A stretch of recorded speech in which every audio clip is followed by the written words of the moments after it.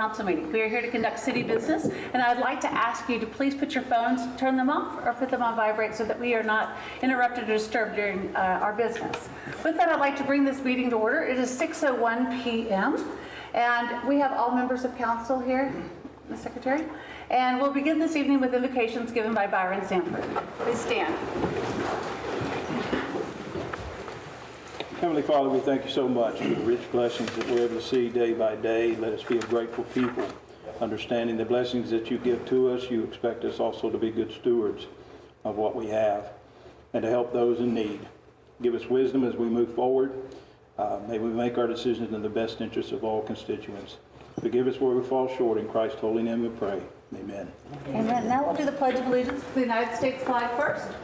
I pledge allegiance to the flag of the United States of America and to the republic for which it stands, one nation, under God, indivisible, with liberty and justice for all.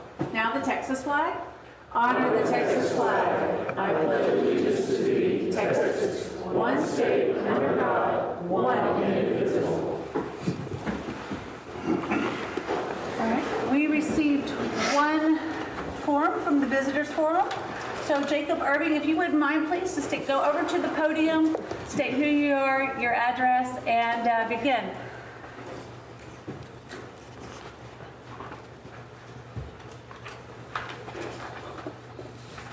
My name is Jacob Irving, and I live at 11710 Grandview Drive. I am a junior at Lake Creek High School, and I moved to Montgomery about 16 years ago when I was just 9 months old. You might have read about me previously in an article written by the MISD PR team about kids pursuing careers in the CTE program. I'd like to talk to you this evening about my plan for a business that will change this community for the better. But first, let me give you some background information and tell you a little bit about my mission. As a very determined and strongly motivated 16-year-old, I am not one to give up on my goals easily. Over the last 2 years, I have spent countless hours planning, networking, sacrificing, and working multiple jobs at a time to prepare for my business while also balancing my grades and staying in the top 5% of my class. Now, I believe I'm ready to make all those hours come to fruition and start my business. I call it Pop Pop's Dandy Dog. The namesake comes from my grandfather, or my Pop Pop, and the restaurant that he owned and operated back in the 1980s in Louisville, Texas, that he called Dandy Dog. I've decided to name my business after him in order to honor the man that has inspired me since day one. I will be serving food that everyone enjoys, including deep-fried hot dogs, chili dogs, french fries, funnel cakes, and sodas. However, Pop Pop isn't the only thing behind my passionate business endeavor. As I mentioned previously, I have lived here almost my entire life, and I'm inspired to help serve the people of the community that raised me. I feel that by adding a bit more color and a burst of life to the downtown area, I can get the families and kids of Montgomery to come spend their dollars here in proper Montgomery instead of in Conroe or in Willis or the Woodlands. I will be operating out of a clean, safe trailer, and I've been given permission to set up shop over at 404 Caroline Street. I think that it's a wonderful place to be because it is a spot right in the middle of town that I think I could bring a lot of traffic to. All I need now are my permits, and with those, I will be ready to go in June. With all that said, I would like to make it clear that I am not here to make waves or bring up old wounds, but simply to get my name out there as a teenage entrepreneur that strives to create a better community, and of course to help you realize that you deserve to find it. Thank you, Jacob.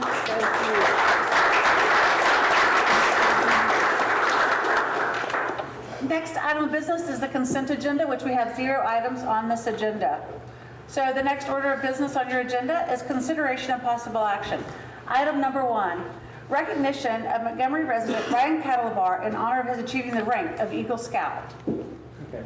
And Montgomery resident Ryan Cadlabar officially received the rank of Eagle Scout on April 19, 2022, after many years of scouting, as well as the hard work that goes into completing the requirements of becoming an Eagle Scout. In honor of Ryan's hard work and dedication towards achieving this goal of becoming an Eagle Scout, the city would like to present him with this flag that was flown over Montgomery City Hall on the same day he was to receive the Eagle Scout, April 19, 2021, and the mayor has a proclamation in his honor.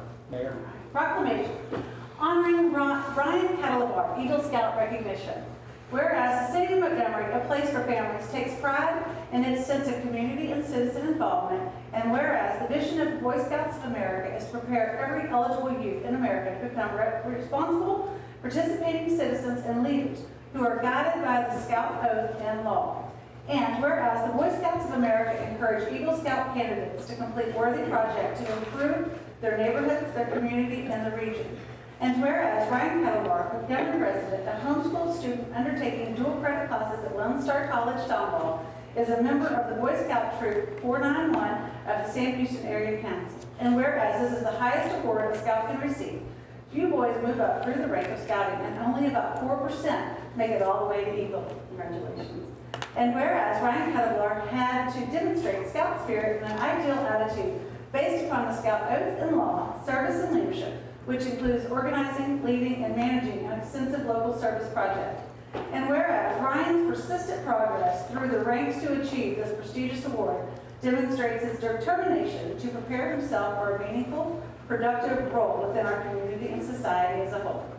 Now, therefore, be it resolved that I, Sarah Countryman, Mayor of the City of Montgomery, Texas, do hereby honor Ryan Cadlabar of Boy Scout Troop 491 on his achievement of attaining the rank of Eagle Scout. April 26th.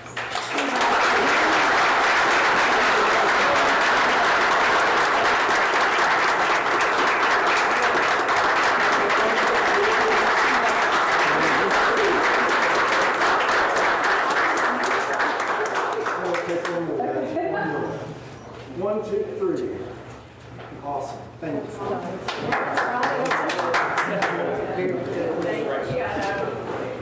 Appreciate it. Great job. Thank you. Would you like to say anything? I want to give you the floor.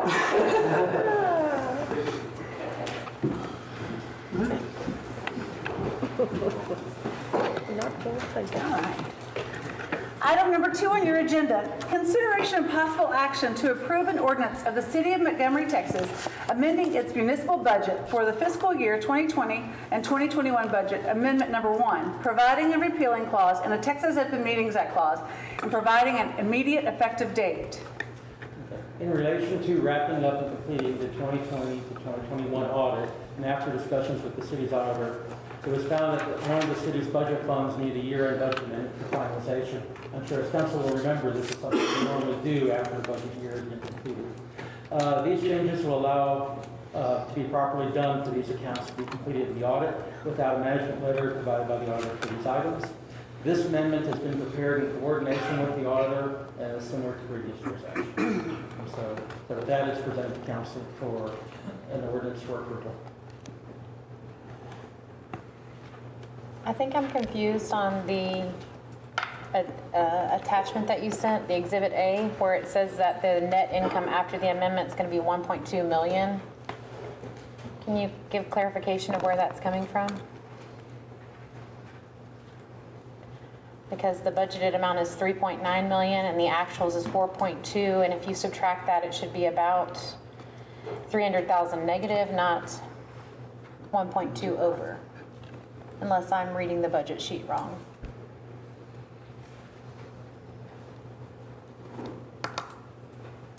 Anthony, do you have any, please back that up? I can go through the report on that one. I'm sorry. It's okay. Do you see what I'm talking about? These are This number totals here? that were just not in the, So if you subtract this from here, Yeah, it should be this is negative, where not positive. Because we're over budget by 9.2%. Yeah. Sorry. What are we missing then? I don't know. These are categories where the expenditures exceeded the budget, so that's why, that's the reason for the amendment. But you see item A, the So the, exhibit A? yes, ma'am? Yes, and I see Yeah. that number there. Okay. This was taken out just to put just these items in here, and so Anthony has gone to go look at the greater pie. So Gotcha. if I'm reading just the top line, computer technology, we budgeted 19,500, and to year to date, we've actually spent 54,744, and we need to make an amendment of 55,000. Right. How did we grossly under budget? This is last This year's, is the last fiscal year. right, But right. I- And we were that much over?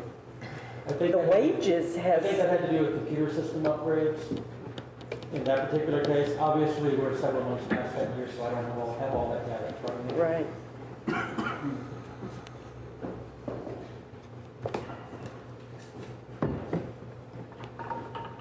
And the retirement also is double, and is that the new retirement, because the new retirement plan? Because I thought the new retirement plan was on this year's budget.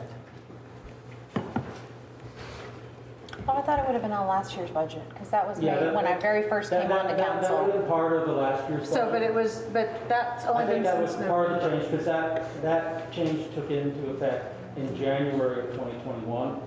And I think it also made some of the staffing changes that was just misaligned. I knew there were some things that went to budget this year that we realigned, that we saw that were out of line from last year. And obviously, as we're looking back to this as an item that ended September of 2021, now these are just conforming changes that get them correct.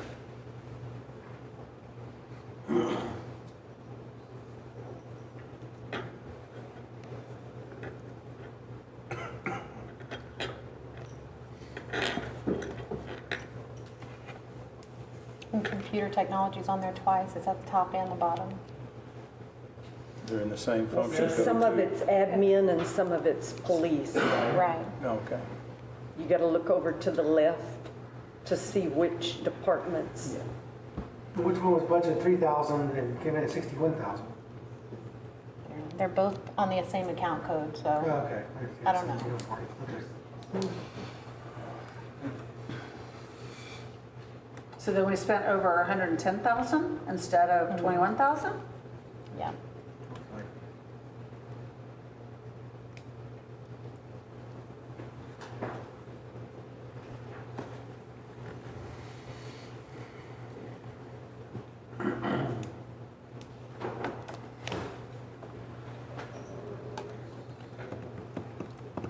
I just didn't see anything in the packet that explained this. The whole packet's new this time, so it was a little bit of a, Yeah, I but liked there's no it once I caught explanation. on to how it went. Nikki, how it went. I was Takes a just little- ready for it to flow, and I had to click through each and open each attachment, so it was a little bit tricky, but I liked it. It works. Yeah. It's fine.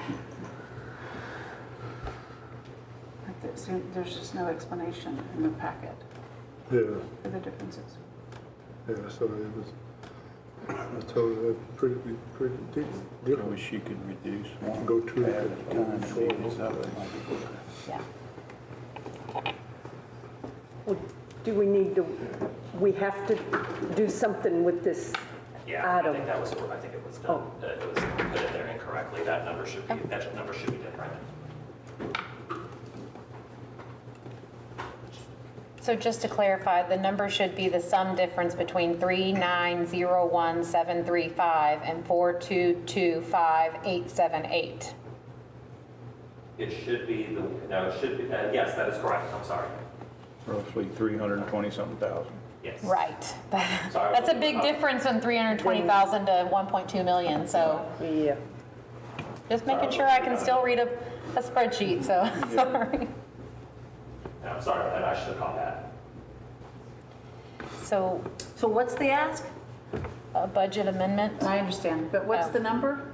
Oh, We are approving to be, instead of 1.2 million under budget, we're approving to be only 300 and something thousand under budget, or over budget, I'm sorry? Anthony, do you have that complete number? It was roughly 358,000 under. So we were 358,000 under budget or No, over budget? over. Well, I know, Must be no, just, I over. heard under, so Oh, I sorry. clarification. sorry. Over, sorry. Okay.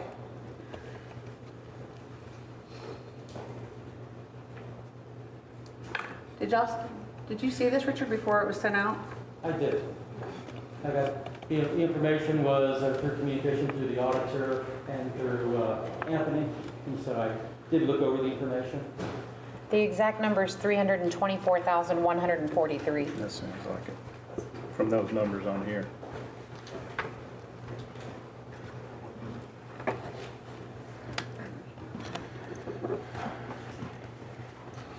I'll make a motion that we approve the budget amendment with the correct numbers of 324,123. I second it. It's 143. I apologize, 143. It has been moved and seconded that we accept the budget amendment as presented with the caveat of accepting 324,143 as the amount that we're over budget. This motion is debatable, amendable, requires majority vote. It is open for discussion. Just to, there's nothing else we could do, correct? Like with the money's already spent, yeah. It's last year's budget. just clarifying, thank you, sorry. All those in favor say aye. Those opposed say nay. The ayes have it, the motion carries, and we will accept item number 2 as presented with the caveat that the amount that we are over budget is 324,143. Item number 3 on your agenda. Consideration and possible action regarding the annual financial report for the fiscal year ending September 30th, 2021, as prepared by Belt Harris, Pachek, and LLP. Okay, this year annual report is from the auditing firm. It's presented by Darla Deer's firm, and you have the printed copy at your chair, which was an electronic copy that was previously circulated. Yes. I never received an electronic copy, just for the record. This is the very first time I've seen this tonight, and I haven't even got to really open it. Okay, I'm sorry, I'll go back and verify my email. Okay. So I'm going to be going through the little groundwork, and I will basically go over the 3 most important pages, but I'll be happy to answer any questions that you have on the audit. Before we get started, I just want to thank you for the opportunity to come in and present the audit in person. I think the last 2 years have been on the Zoom, so yeah, thank you for that. So if you'll flip with me to page 1 in the printed book, this is your opinion letter page. You received an unmodified opinion. That is the highest level of assurance that you can receive, that there are no material misstatements and all disclosures have been made in your audit. So great job on that unmodified opinion. So we're going to flip over and take a peek at page 22 and 23. These are revenues and expenditures for the year of 2020-21 year, ending September 2021. We'll focus in on that general fund column. Total revenues for the year, $5,268,138. Total expenditures for the year, $5,181,616. With your transfers in and out, gave you, it also had a uses of total financing sources of $231,896. Leaving you with a net change of $145,374, which was a use of fund balance, leaving you an ending fund balance of $1,578,788. So you still have a really nice, healthy fund balance with that $1,578,000, but we have a little use of that with that $145,000. So we're going to flip over and look at page 61. So would you say we're in a good position then financially? Yes, ma'am. Thank you. And looking at your general fund budget on page 61, this is basically the page that you were just approving that budget amendment for. When we got ready to do this part, it showed that you had a couple of areas that had negative variances over there, which if the budget amendment is not approved, then that triggers a management letter of comment of being in excess of appropriations. So that's the reason that you approved that budget amendment. So if you're looking at that, the section in the center with the expenditures, you'll see, and these are including those budget amendments that you just passed, you'll see that you came in under budget of $40,937. And that's with the budget amendments that you just did.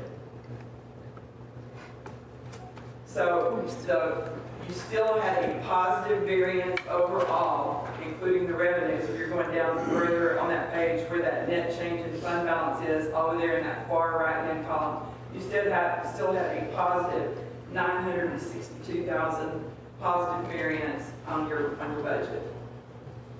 Where do those funds go? Are those going to our general fund? Well, now, that's the amount that you came in under budget. Right. So they're not used anymore. Okay. Yeah, because you set up a new budget, Roll over. you're budgeted Okay. again for the next year. So the actual amount, where that net change in fund balance is, if you would have had any rollover, that would have been the number that would have come in, but you had that slight use of fund balance, $145,000. Got it. Now, that's basically what we consider the three most important pages out of your audit, but I will be happy to answer any questions that you might have on any of the other pages. I did see that the Porter Farms pit and city audit presentations were sent out by Richard, but they was only sent to me, Richard, Dave, Alan, and Caleb. And it says to mayor and council, so you may have left council off. Actually, I blind copied all of the elected. Oh, did you? Okay. And I looked up in my sent email, Ms. Davis, it was sent out to yours. I'm sorry that it didn't get to you. I don't know why it's not. I did get Porter Farms. I didn't get that one. It's on the same one. It's April Oh. 22nd. Okay. Okay. Thank you for clarifying.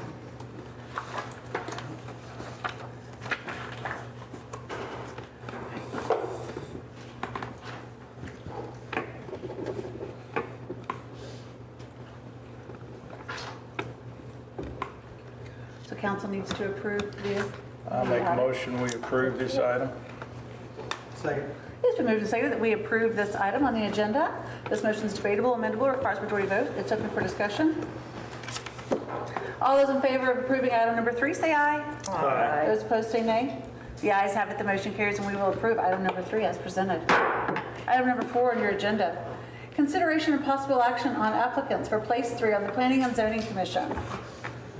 This is the item that council request be brought back from the last meeting to this meeting. The candidates were reached back out to Mr. Davis, Mr. Gaska. Notice we're here earlier. I did not see Mr. Haddad, and I do not see him, but he's here now. No. So this item is presented to council. You have a pretty wide discretion in how you want to take these. If you want to ask questions, give them each an opportunity to present themselves, ask questions, or if there's another way you want to approach this. How about we have each one come to the podium and just tell us what their plans are? Or why they want to be on P&Z? How's that? Is that okay with y'all? Sure. Yeah. It's fine with me. All right, gentlemen, go ahead and approach the podium and announce your name. I'll give you a minute introduction. There you go. Howdy, I'm Daniel Gasker. I'm not originally from Montgomery, got here as quickly as I could. I went to A&M, studied construction science and urban planning. Right now I'm a construction project manager for Bond Construction. I do multiple projects throughout Houston Methodist in Willowbrook campus, Katy, Sugarland.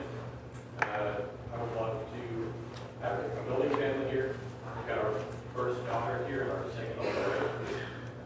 We're very excited, and I'd love to spend the time here working and helping plan the future for this city. Daniel, the historical marker program you were involved in speaks for itself, but what does Project Hold?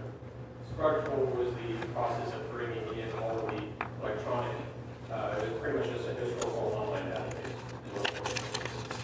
And so it was bringing in old pictures, old documents from throughout the city that people had, and uploading them onto a single database.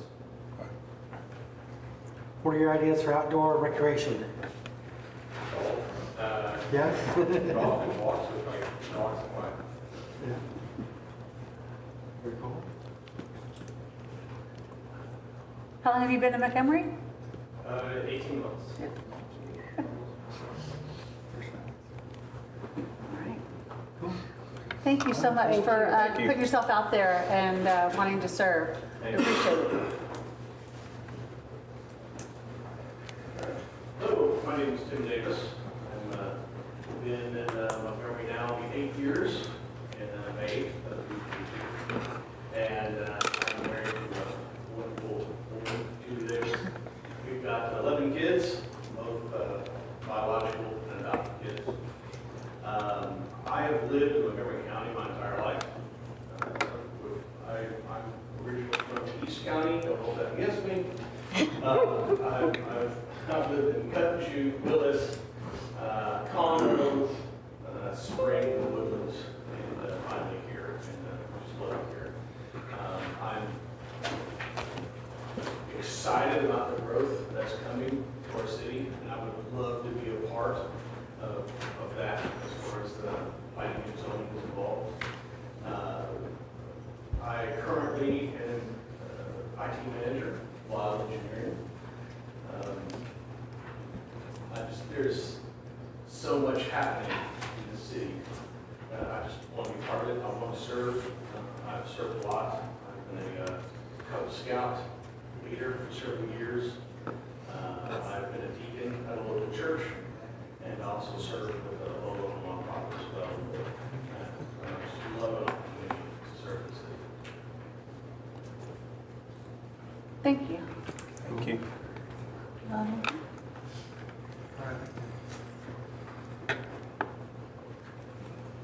All right, so it's between the two that showed up, right? I would assume. Right? I guess there's 3 on the agenda, but Right. you can consider. Yeah. Yeah. How do we handle this? You can talk it out. I mean, so, Mr. Davis, I see that you were talking about you have access to several engineers who can provide info in assisting planning and zoning, but we have our own city engineers. So would we have to pay for a second set of engineers, or do we want to take free advice from other engineers?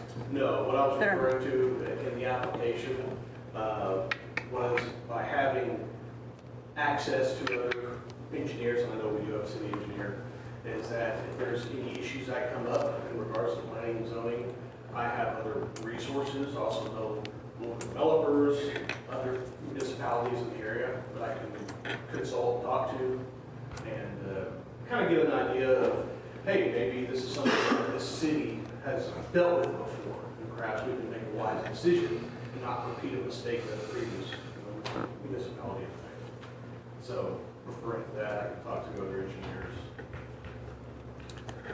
Yeah, I'm hoping everybody brings their own sphere of influence, right, and their Rolodex to the table. We all know people, yeah.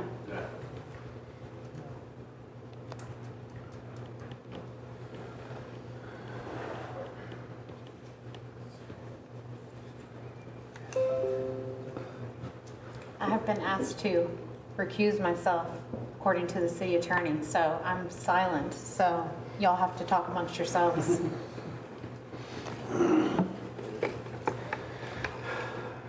I see the experience of Mr. Davis being valuable, but I also see the experience of Daniel, particularly with regard to universal code enforcement, which is a big need for our city, downtown improvements, big need for our city. His involvement specifically in historical program, which is central focus of the downtown. And we have lots to do there, lots of needs. I guess I'm saying I'm leaning that direction. And he talked about your increased outdoor activities too, your recreation. Certainly need that.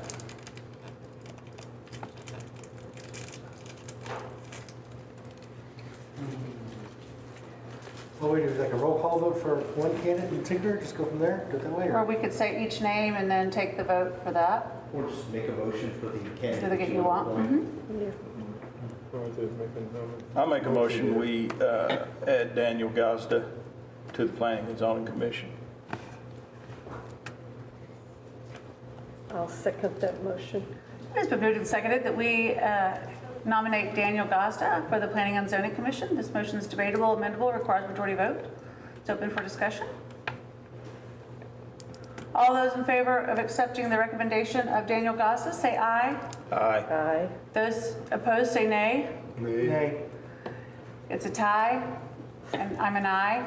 So the ayes have it, the motion carries, and we will accept Daniel Gazda as the next, on the next position as planning and zoning. Congratulations, Mr. Gazda. Congratulations. Number 5 on your agenda, consideration and possible action on Porter Farms Public Improvement District presentation. In August 2021, City Council saw a presentation on a proposed neighborhood from the developer and had discussion on the proposed creation of a public improvement district as a funding mechanism for the developer to be reimbursed for a portion of the development cost. And rather than read through everything in there, the developer has prepared this, and go ahead and like to put in the podium if you're going to please state your name to the record. My name is Ken John with Waterstone Development, so we call it the Porter Farms. As stated, we provided a brief presentation that kind of outlines a little bit of Porter Farms and the idea of the possibility of City Council electing to move forward with consideration of a bid. Happy to walk through the presentation if you guys have not gotten it or not. I can go through as much detail as you like. Or as working with city staff, they indicated that there might be some questions as it relates to the bid and an explanation of that. I'm happy to do whatever you guys would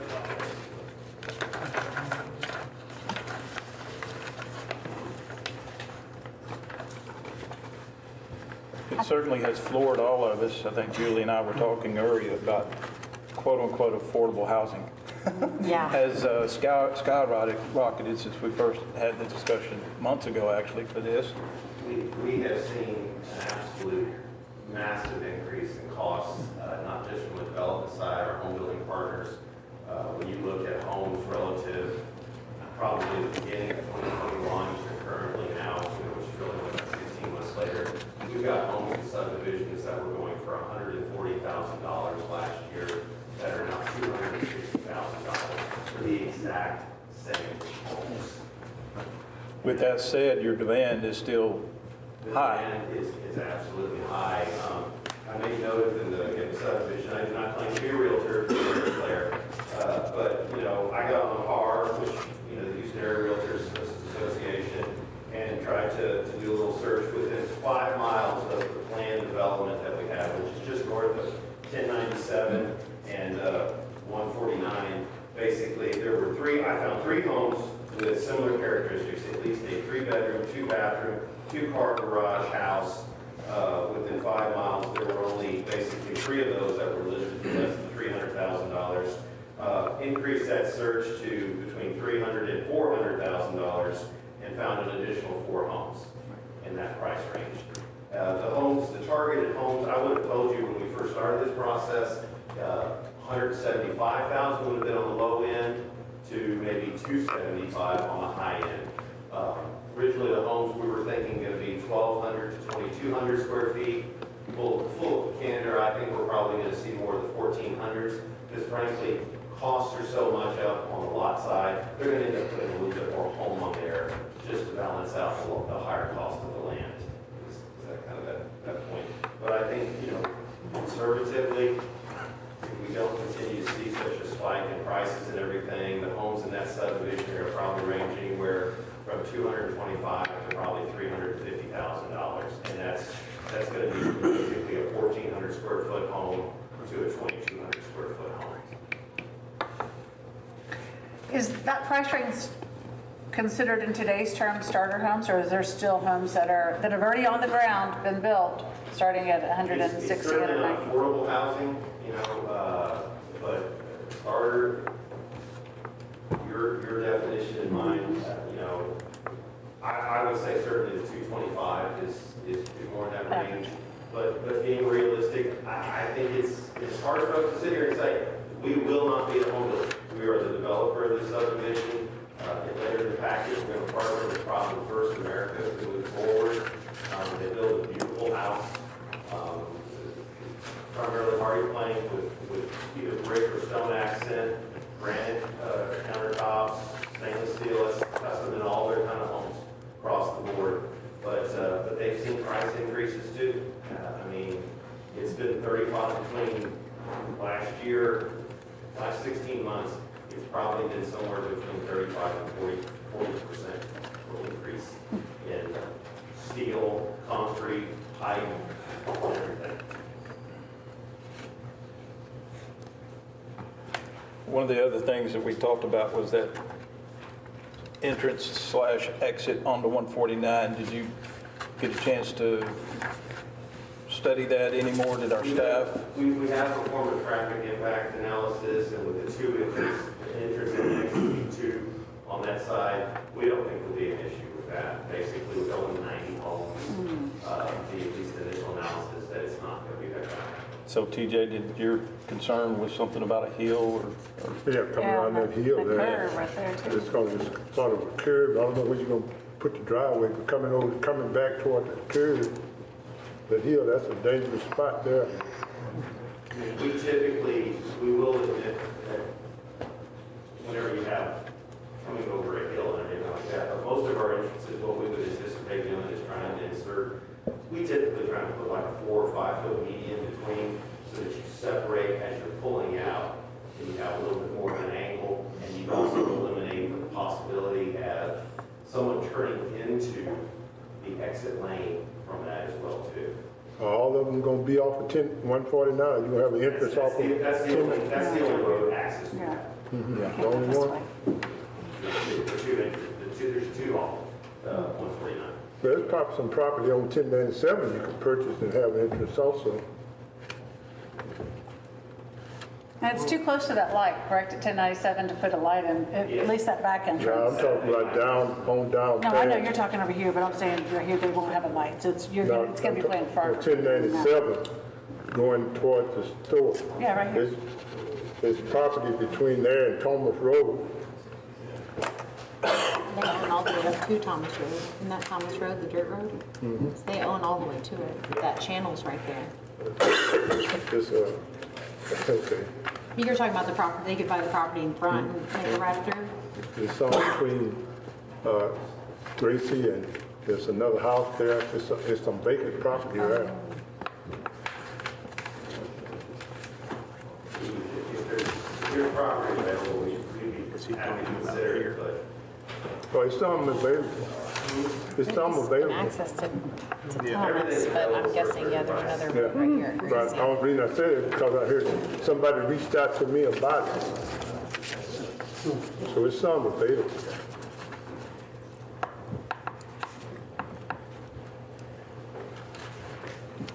But really what we were hoping tonight was to discuss with council the idea of basically putting a pit on the development.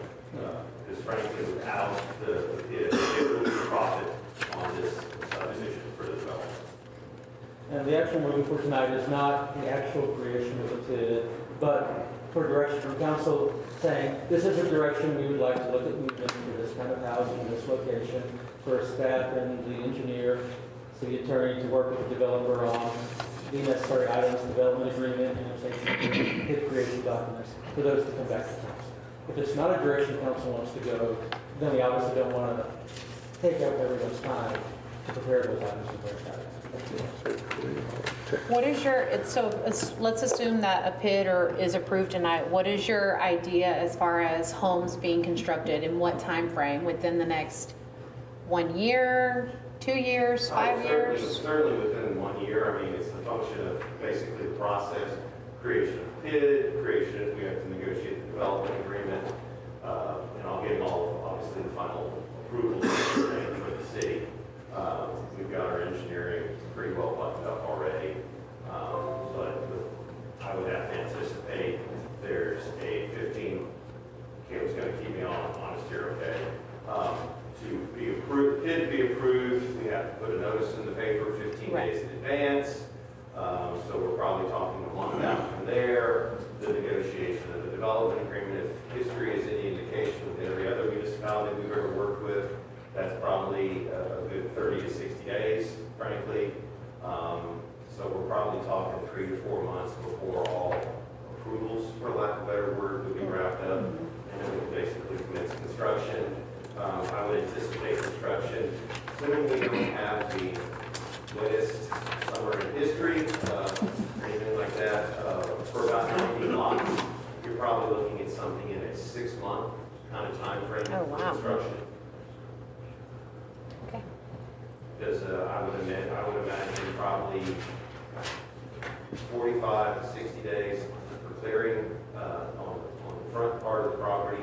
We're going to be leaving as much as we possibly can in the back where our retention is.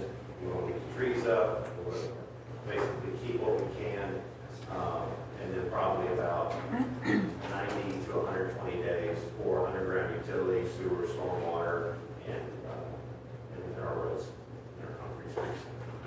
So all the people that house back up to that property, you're gonna try to leave the trees? We try and leave as much separation wherever we possibly can. So if they did, will they put up a wall, fence? In our HOA, we have some pretty onerous HOA requirements, one of which is a fence, 6-foot wooden cap fence on lots. The home builder will put those up. We would not have those up during construction. It's a Richard, big how many need. kids does the city of Everybody Montgomery Texas have gonna now? go up. Just one? Yours. No, everybody Yours are else. right there. Just one? Everybody that live on that street. I was gonna tell you too, that even if they bought property between Gracie and Thomas, that the light is gonna be at Thomas and Buffalo Springs, so no matter what, you really need to run traffic to Thomas and not to Gracie.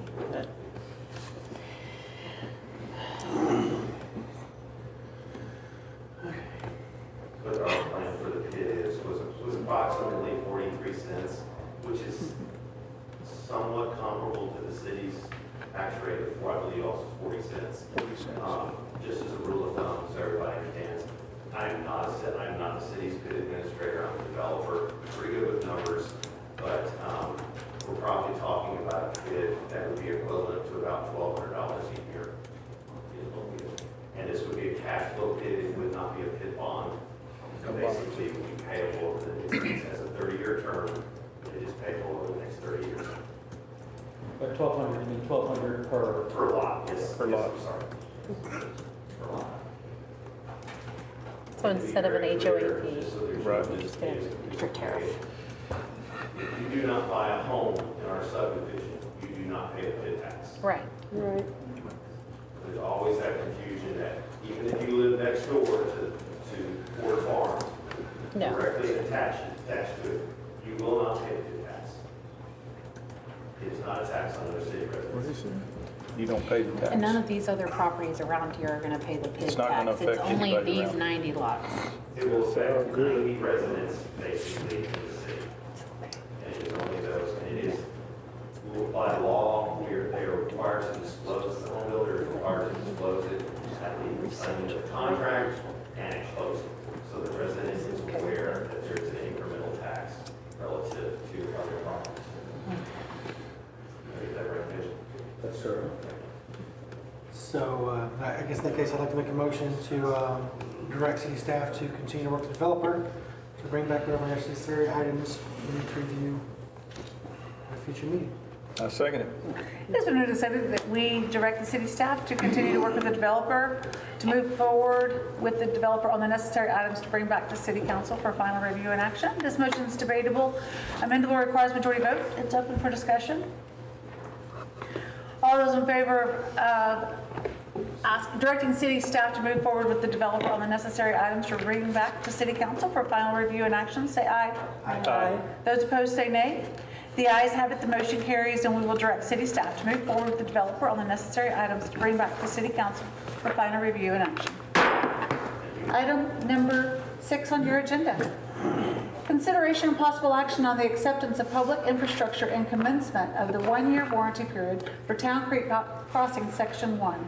No action was taken by city council at the previous meeting following discussion on this item, with the developer omitting roughly 200 foot of the sidewalk as shown on the city-approved construction drawings for the subdivision. The omitted sidewalk extended the interior sidewalks of the neighborhood to Buffalo Springs Drive. There are currently no city plans to install pedestrian facilities along Buffalo Springs Drive, and the developer is planning to, on a trail and walking path on the opposite of the neighborhood that connects This development to the rest of Buffalo Springs and the city. The developer requested this item be placed back on the agenda so they could speak to the city council about this item. And so, in addition, our city engineer is also able to speak on this item. Jonathan, do you want to be the one to speak? I'd just like to say one thing really quick, because Philip asked me to a meeting this week, and so we chatted about this, but I was disappointed because 2 weeks ago, I directly asked Chris, is there a reason that they didn't give us 200 feet of sidewalk? And you said, well, they just put a flower bed there. There was no clarification that he was giving us 2 additional sidewalks that matched up with existing sidewalks in an adjoining neighborhood. And so we didn't get any of that clarification. It was just, they decided to put a flower bed there. And so I kind of felt disappointed that we didn't get the information. Now it's very clearly laid out that they've decided, are giving us 2 additional sidewalks on the other side. And from my understanding, the developer has the option to make those changes, and all you had to do was change them on the engineering side, and it didn't require a council approval for that. Am I correct? Is that correct? So, on the sidewalk change, I think omitting that was directed by staff when reviewing a few of the old ordinances that are following the development that built has within a subdivision. There's actually no specific requirement that requires sidewalks throughout the subdivision, but we, of course, like for that planning. Even on the subdivision plans, we do have that to be a builder constructed item. It doesn't make sense to put a sidewalk in, home construction starts, they tear it out, it has to be finished, so usually the builder will be the person to install that. And so we did try to go through staff and just saying, hey, there's no reason to put sidewalks here, there's not in front of any homes, there's no connectivity. The Buffalo Springs, I think Chris tried to mention, just briefly, we did try to mention pedestrians, working with the county, trying to get a pedestrian pathway across Lone Star, which we weren't here, we could have kind of expanded on those plans a little bit if we would have attended, but you are correct that we do plan on hopefully some connectivity. And we did try to direct everything through staff, and I think they did have the authority to kind of approve that throughout that process, which is why they recommended approval of So then why did staff omit it? well, it was by our request, and that there was no reason. I think they reviewed it, understood that there's no big plans for sidewalks on Buffalo Springs. Them omitting this little piece of sidewalk was not going to hinder the overall connectivity planning throughout the city, didn't hinder the development, which is why they kind of recommended approval to us, allowed us to proceed the way we did, and then brought everything else. I think that what Julie was trying to get at is that I felt the same way last time, is it didn't make sense that, you know, they're going out of their way to do other things, not just, I would just skip the skywalk and throw up a flower bed. That's where I'm like, it'd be nice to know that these are the cool things he's doing. I mean, you know, it'd be nice to we were here to be able to kind of expand. Yeah. And I do think I did mention that. You did, it was. Because I remember talking about, you know, the reason it was on here, our recommendation was to accept it. It was pointed out because the plans that were approved by council showed a sidewalk. And we couldn't say, you know, this is built per the approved plans, and then sometime down the road, someone says, hey, there's your sidewalk, be the sidewalk you missed. So that's why the recommendation was still to accept the infrastructure. And I did talk about the crossing at Lone Star Parkway. I didn't go into a lot of detail on it because I didn't have that detail, nor is it a city project that I can answer questions on timing or scope or any of that, because that isn't development. But I do remember you stating that they, instead of investing here, they were going to put it here. They were just moving their investment and work. And what Chris had us do is update the asphalt drawings. You know, it's not a true asphalt, the sidewalks aren't there where they're being built over time, but just to omit that section. So instead of 10 years down the road, someone doesn't say, hey, this is part of the asphalt, why wasn't it built? That way the city records are clear. Makes sense. Makes sense. So maybe it would have helped to have everybody here last week. Yes. Right, that's kind of where we missed that. Well, I'll make the motion, we accept the public infrastructure and commence with a 1-year period. Second. It has been approved and seconded that we accept the public infrastructure and commencement of the 1-year period, warranty period. This motion is debatable, amendable, requires majority vote. It's open for discussion. All those in favor of acceptance of the public infrastructure and commencement of the 1-year warranty period for Town Creek Crossing, say aye. Aye. Those opposed, say nay. The ayes have it, the motion carries, and we will accept the public infrastructure and commencement of the 1-year warranty period for Town Creek Crossing, Section 1. Item number 7 on your agenda, Consideration and possible action on a variance request to stormwater conveyance requirements of City of Montgomery Design Criteria Manual for the Hills of Town Creek Section 5 development. For this item, the developer is requesting to use HP polypropylene pipe in lieu of reinforced concrete pipe or RCP pipe under roadways in the new subdivision section. The city engineer and public works director do not believe the material is as acceptable a substitute because of the requirements or the proper installation vetting need for the HP pipe to perform the way it should. The city's design criteria manual provides details and specifications for development projects, including street design, sanitary sewer lines, water distribution lines, and storm sewer systems. For storm sewer drainage system materials and installation techniques, the city requires compliance with the most recent Montgomery County and TxDOT requirements as they apply. The Montgomery County Drainage Criteria Manual currently requires RCP under roadways, although the developer has provided a letter and memo with exchange between Precinct 4 Commissioner Metz and the Assistant County Engineer that appears to indicate the county will accept HP pipe as an alternative to concrete pipe under roadways, provided that additional testing is done before the county accepts the work. The additional testing is both at the time that it would be accepted and at the time of the one-year warranty. The city's design criteria manual allows city council to consider an alternative material or construction method, but not city staff. Attached is an excerpt from the design criteria manual. Also, the city engineer is prepared to speak about the item, as well as the engineer for the developer. Jonathan might also Good evening. So a couple things just kind of run through and why we're talking about this. So your design criteria manual references in the storm section that you follow Montgomery County Drainage Criteria. So there's two documents that you have. There's Montgomery County Drainage Criteria Manual and there's Montgomery County Subdivision Rules and Regulations. So in the Montgomery County Drainage Criteria Manual, it's an older document, last updated in 2019, and it requires that all storm sewer be concrete pipe or corrugated metal or approved equal, but it's concrete pipe unless approved by the county. So subsequent to that, the subdivision rules and regulations were updated and amended in May of 2021 that allows the use of HP pipe. With the caveat that if it's used for storm sewer, there's additional manual testing at the initial acceptance and the one-year warranty acceptance.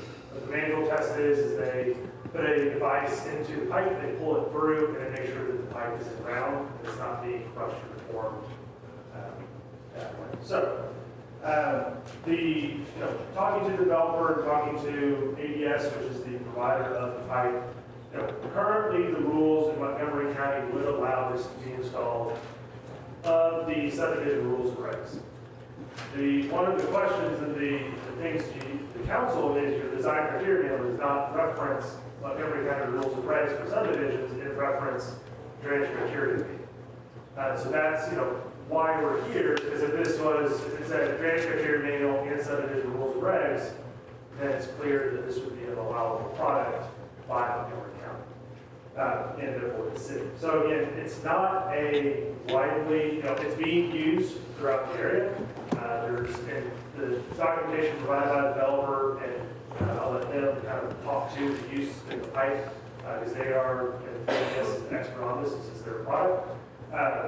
It's used elsewhere. It's not everywhere. It's not, the city of Montgomery is the only place not utilizing this pipe. It's just, based on the rules and our interpretation of the rules, it goes to the drainage criteria manual, which says concrete for all pipe, versus the subdivision rules and regs, which says it is allowed with additional testing. If you don't have any questions for me right now, I'll turn it over to Jonathan. Do you know what the maintenance is on this after the one-year warranty? I mean, as far as additional testing, I assume that we're going to have more frequent additional testing over the life of this? No, you shouldn't. So, I'll let the supplier talk to this as well, but with the manual test, typically, if there's an issue, you're going to see it at the initial test. If there's an issue with the backfill or the bedding, is when you'll see that deformation of the pipe. When you get to the one-year warranty, it's something that, like you would have shown up by this time. So after that point, it's not a continual, you need to go test this. It should be like a local storm sewer, I think the design life that they have, they call out a 100-year design life for it. Yeah, I'll let ADS speak to that. Excuse me. Jonathan, if you each of me speak, give your name and who you are. Yeah, Jonathan White, Pillsbury Engineering.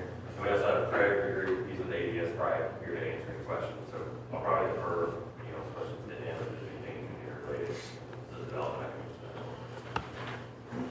Hey guys. Hi there.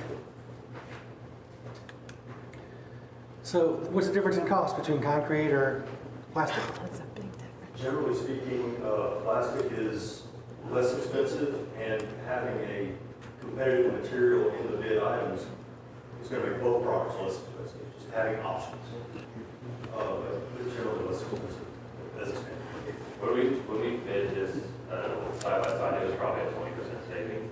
Not only is it the material, but it's also constructing it. These are 20-foot segments, and it's lightweight, as opposed to a 4-foot segment for concrete, so you can actually install it more faster, which comes into some of the cost savings. Not just material, it's just faster construction. A lot of this data supporting the use of plastic is from Houston Public Works. Do our engineers look to Houston for an ideal model of how to do the water and sewer? Because I'm understanding they've had a lot of problems. Just curious, because why use that if there wasn't a track record, in my mind, for being successful with it, at least as far as we don't have a lot of data on it when it goes under the road, especially. And that's my concern. Yeah, we haven't been working in Houston that long, quite frankly. It's a recent specification with them, and we're still trying to expand. Montgomery County, we've been using it probably for, I don't know this exactly, but at least the last 5 years at different precincts under the roadways, successfully.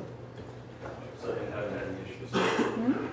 After talking to my public works man, I think what staff is having a concern with, that concerns me as well, is when the city signs off on the warranty in the end for something that maybe is not the best quality, maybe, and that's the key, maybe. How much data do we have to suggest that going under the road? If it's not going under the road, way I'm understanding it, staff is fine. But when it comes to that, we don't have enough data for that. So if we're going to use something on the basis of cheaper, developers and everybody, after the warranty, you're done. Years later, the city picks up the tab, right. Everybody screams and hollers. Well, city, why did y'all do that? That's my concern. It still needs to be quality, safety, and responsibility over the long haul for me. For a city not to consider that, I think would be a bad move. Sure. Well, the pipe itself has been used for a number of years. It does have several DOT approvals. We are working with Texton on approval with them as a phased approval process. So we're getting the track record here locally and expanding that. We're using these opportunities to show what we'd like to do. And the projects we've been involved with so far have been going well. This is it's kind of like a change in technology. A long time, even in the city, they'll still have playing sewer pipes in some areas. At some point in time, it transitioned to plastic pipe, and something that's been widely used across the country. So that's just kind of where some things are going. So as there's changing technology, we try to adapt to that, which is kind of where we're trying to compare that a little bit to. That we do think this is a better product, something that can be used long term, isn't going to impact anybody. We're not here to try to put in for your product on their end. They don't want to put their name on it. So that's kind of where I would compare it to of why we're transitioning to what we think is a better product. Go ahead. Well, so I appreciate technology, and I appreciate moving from the way it always has been and progressing to better, right? But you said you've been around about 5 years. Is that how long the technology's been around? And is that long enough to vet it? And have you seen our soil? It's black gumbo. Yes. Now, well, this particular product is an upgrade to our traditional piping material. So ADS as a company has been around since 1966. So we've been putting in pipe for over 50 years. But this kind of pipe? This pipe in particular, polypropylene, has been since 2011. So since 2011, we've had successfully over 20 DOT approvals. And again, we're just trying to recreate that success here in Texas. I hear pricing is an upside. What's the downside? There's no downside. The downside's on us. Well, then In the long if run. it fails, yeah, we pay. Yeah, we pay. Well, that's, the county is being super cautious with their initial approval. So one of the benefits of any thermoplastic pipe, and certainly polypropylene, is you're going to see any deflection issues in the first 30 to 60 days. That really does show up. So that's covered by the first man.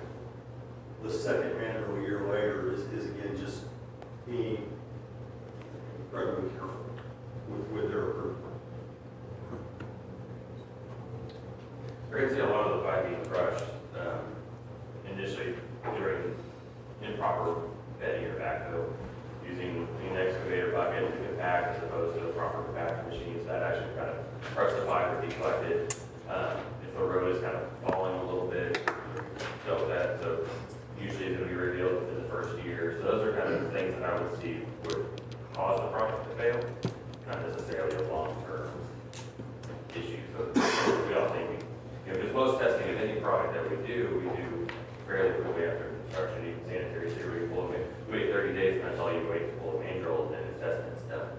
But it's going to be under roadways, you'll have these under roadways, and we haven't really seen any major issues with collapsing here, deflections.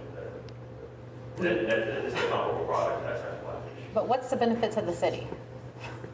It doesn't sound like there's any. All I hear is a lot of what ifs. We'd love to say that it's cost savings, but it's not just the material, but we can construct things that much faster. So we can get lots on the ground faster. And that's more of a developer benefit that you can move forward and get that faster. But if any price change in the market, I mean, we've had bids come in from January to today with 30% across the board at every single line item. Anything that we can do to try to help prices. For this particular development, he's already had to go and ask for a 20% increase in lots for the people that have a whole lot of his lots, just because the material prices have gone up so much. So we're trying to just figure out any way to actually continue to make this development. Frankly, when we get this approved, we go back to the bid, the numbers don't come back favorable. We just don't know what we can do, and it's not because we don't want to do it. It's just he's got a commitment we can sell the lots for. We've got a dollar amount we have to construct it, and if the numbers don't work out. Well, I've got to be honest. I'm a resident of the hills of Town Creek. Same street as Byron. And as a resident, I definitely haven't seen the same quality that I had in my last house in Buffalo Springs. From pretty much every aspect, from the quality of the house build to the concrete that we're walking on and riding on. Just being honest. I got a video of my little boy who was running down my sidewalk Saturday night, barefoot. He tripped and about broke his big toe because one section of the sidewalk is already sunk down about 3 inches. The roads are crumbling, the manhole covers are crumbling right in front of my house. It's like they're 30 years old. It's less than a year old. So you talk about the pipe. I hear the developers wanting to go cheaper, is what I keep hearing. And I'm living in shoddy work as far as I'm concerned. That's what it really is around that place. And so I'm a flat out no, just because I keep on seeing them trying to cut costs. When you cut costs, you cut your quality, and the quality's already not there for me anyway. And I worry about the concrete sitting on top of the pipes, but maybe the pipe's fine, but heck, the roads and sidewalks and everything else on there are sinking. So I mean, you can lay the pipe perfect all you want, but they're going to do shoddy concrete on top of it. It's a different developer. I was going to say, play devil's advocate too. What's underneath and what's on top are two different things, and you can't hold one developer. Yeah, I mean, You can't make one man pay for another man's sins. Well, then forget what I just said. I'm sorry. Take it back. The quality of the infrastructure between section 3 and section 4, I think are not dated. That speaks to a bunch of items that we're working through right now. And that's going to be the same developer. 4 is going to be 5. And I think we've learned our lesson from choosing contractors that will. If it's all the same to people on the council, I think I'd like to hear from other cities outside our city. Maybe give them a call in 5 years and say, how's it going, before we do this commitment. Because again, I'm working off of staff, and I called Mike, and going back to that same development, there were some issues there that the staff had to stop and say, no, wait a minute, this is not the type of materials that should go, and had staff not stepped in, then we might have had other nightmares in that particular case. Chris, if you would step up and just kind of... Yeah, one thing that I looked at before we chatted was obviously the city like Monroe's not going to do a bunch of testing of their own. So we need to look at larger entities, test out for example, and what their testing and implementation process is for this pilot. So their current, where they stand is, so they have a selection process for this pipe. It was, first, phase 1 restrictions that it can only be used on poles. And since past that, so now they're in phase 2, which they have to complete, X number of projects of certain scope before it can then move to use for all types of applications. So I think that's one thing that we continue to watch is that as these entities like TxDOT and things like that approve these materials and for general use, not just for specific restricted applications, is when you consider allowing some of these things and some of these new materials that, again, maybe this is, the plate might be replaced by PVC and 30 years from now, so why didn't we install the AV pipe? But, So it sounds like you and staff need more time, more testing. Otherwise, you would have recommended this, correct? Correct. I think that, it's two. One, the question is that, your design criteria manual references one document, which is not the document that allows this pipe. And then the second one is that, if we were to allow this pipe, there's the additional testing, but it's also waiting for the time, the track record, and waiting for these large entities. And, TxDOT's going to put this material, at Highway 5 or another big street. They've done their homework and their internal research and testing that they feel comfortable with it to use it for. Is TxDOT really our litmus test? Have you seen the barrel chaos? I make the I'm motion serious, I'm kidding. I make the motion we deny the request for item number 7. Second. It has been moved and seconded that we deny request for item number 7. This motion is debatable and amendable. Requires majority vote. It's open for discussion. All those in favor of accepting item number 7 as presented, say aye. Denying. Deny. I'm sorry? Denying item 7. Denying. Oh, sorry. All those in favor of denying item number 7, say aye. Aye. Those opposed say nay. The ayes have it. The motion carries. We will not accept item number 7. Thank you. Item number 8 on your agenda. Discussion and consideration of mid-year cost of living adjustment for city staff. During the most recent budget workshop last summer, part of the discussion related to the 3% cost of living adjustment included in the budget was whether it would be sufficient given that there were signs of inflation that could go higher. At that time, I told City Council we could bring the item back up for consideration in the middle of the year if inflationary pressures continue. The most recent consumer price index information available shows an annual increase of 8.5% for the most recent 12 months, which is April 2021 through March 2022. Since city staff received a 3% cost of living adjustment at the start of this year, I would recommend adding a 5.5% increase at this time to be in line with the consumer price index with the 3% and the 5.5%. As referenced, the city of Conroe recently added an additional 4.2% cost of living increase effective April 15th. In Shenandoah, the city, for their non-law enforcement personnel, they did not have a cost of living adjustment for this fiscal year, and they passed a 9% cost of living adjustment starting with the month of April. The city of Huntsville is considering one at this time. I'm just sad my company didn't give me one. I haven't heard of any. I don't know anybody that's gotten one that big. We got one. I haven't. Where do you work? You're on Wow, 5.1? 5%. Well, yeah, but they got 3%. But 8.5 is what he's asking. Yeah, above the annual raise. So on top of the annual 8.5 raise. plus 3? No, he's asking for 3 that No, they already I got plus understand. 5.5. Well, yeah. We got an additional 5% over the 3, so we got 8. Busy.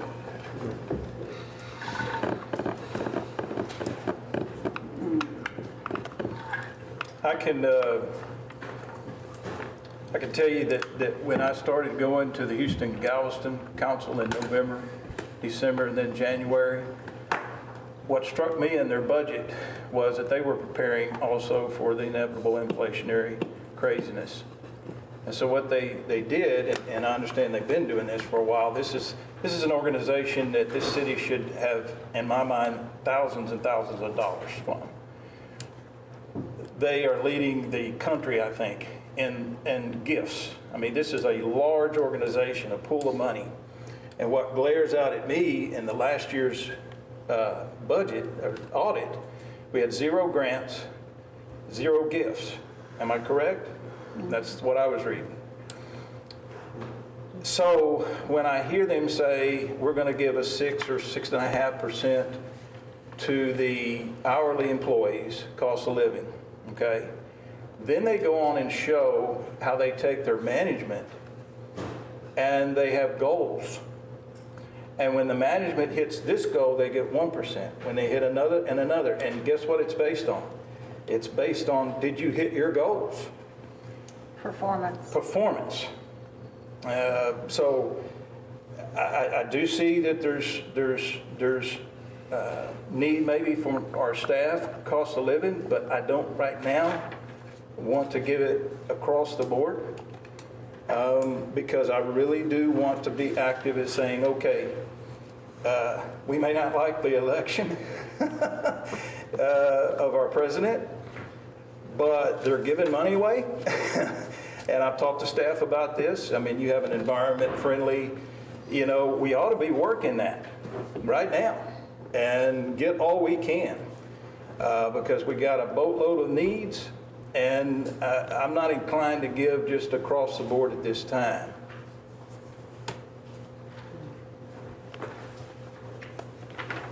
I'm struggling with not doing across the board because I know what it costs to go to the grocery store right now. So do I. And so do I. We're all hurting. I'm like, yeah. So, I mean, yeah, I get it. The city has lots of things to spend it on, but I also don't want to start rotating staff because they can go get more money somewhere else. So, I But feel. how about bidding on performance? Because, I mean, not everybody on staff performs at the same level. Level of excellence is varied. I think we need it. I really do. Richard, what I'm not going to quote you on an exact percentage, but what percentage of staff is salary based instead of hourly based? Really very, relatively small percentage are just salary based. Probably, I mean, really just the department heads and a couple of people, maybe, Are salaried? are salary. Yeah.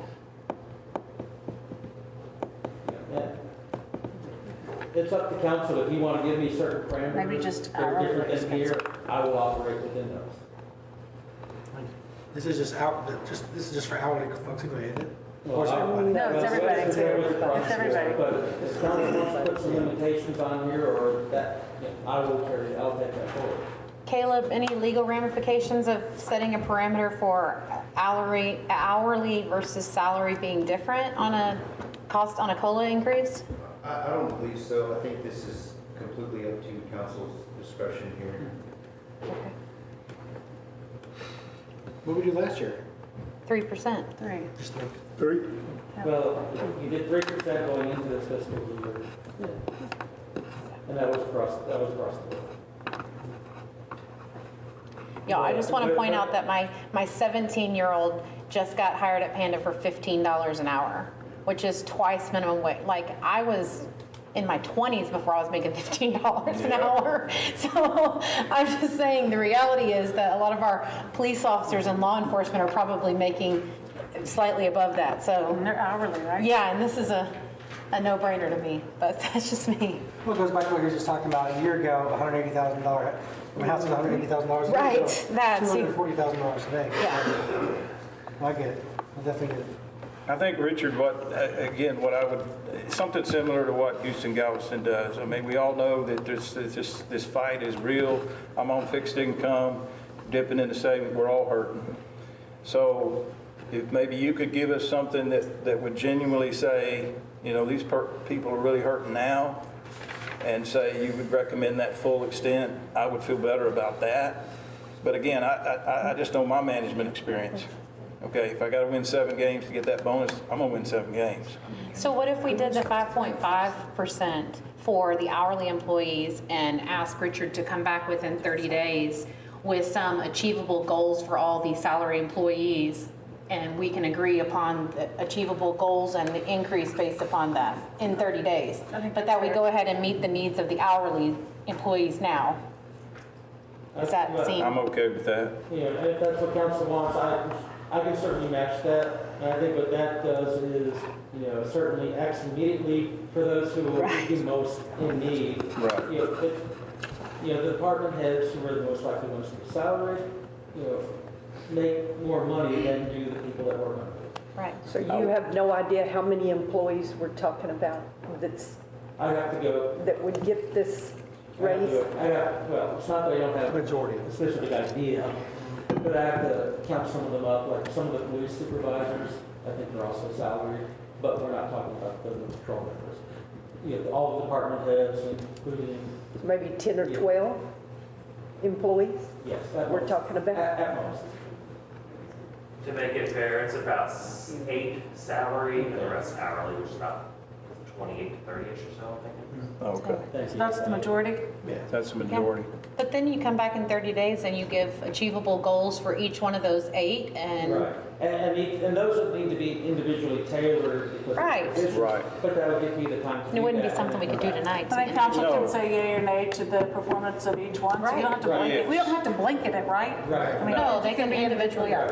Okay. What I'm envisioning with the goals is a shared management supervisor with the council working together on, which is exactly what we try to go through the retreat process too. And here's our goals, and we agreed on that. But it's a matter of council to evaluate the progress ongoing and encourage management to hit these goals. Like I said, it really is, if we got millions of dollars, we've got to get grants, we've got to get gifts. And so I'll make the motion that we retroactively, as recommended, a 5.5% raise to all hourly employees with a 1 month from today review, or 1 month from 30 days. 30-day review for salaried staff. Are you, when you say retroactively, you're talking going back to January? No, it'll go back to April 17th as recommended. Yeah, as recommended. Now, And I'll Yeah, second. Yes, okay. Second. And just to point out in there, approximately 39 days from now is May 24th, which is council meeting night. So That would be good. So I think that lines up pretty well. Yep. It has been moved and seconded that we, who made the Retro- second? Kevin, Thank you. retroactive to April 17th, the 5.5% cost of living raise to all hourly employees. And we'll review for salary employees based upon performance metrics, and that will be reviewed at the May 24th council meeting. This motion is debatable, amendable, requires majority vote. It's open for discussion. All those in favor of retroacting the 5.5% raise to all hourly employees back to April 17th, 2022, and picking up, creating our salary employees with performance reviews, and review those in 30 days at May 24th, say aye. Aye. Those opposed say nay.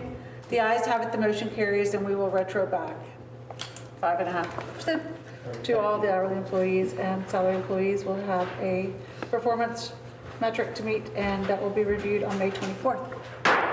All right. That's a mouthful. You ain't kidding. All right, departmental reports. Number 9, city administrators report.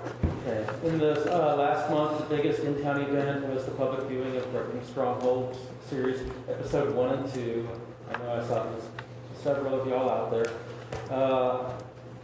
That was done along with by Reflective Life Ministries. The series is largely filmed in Montgomery, and many specific sites in Montgomery can be noted while viewing the episodes.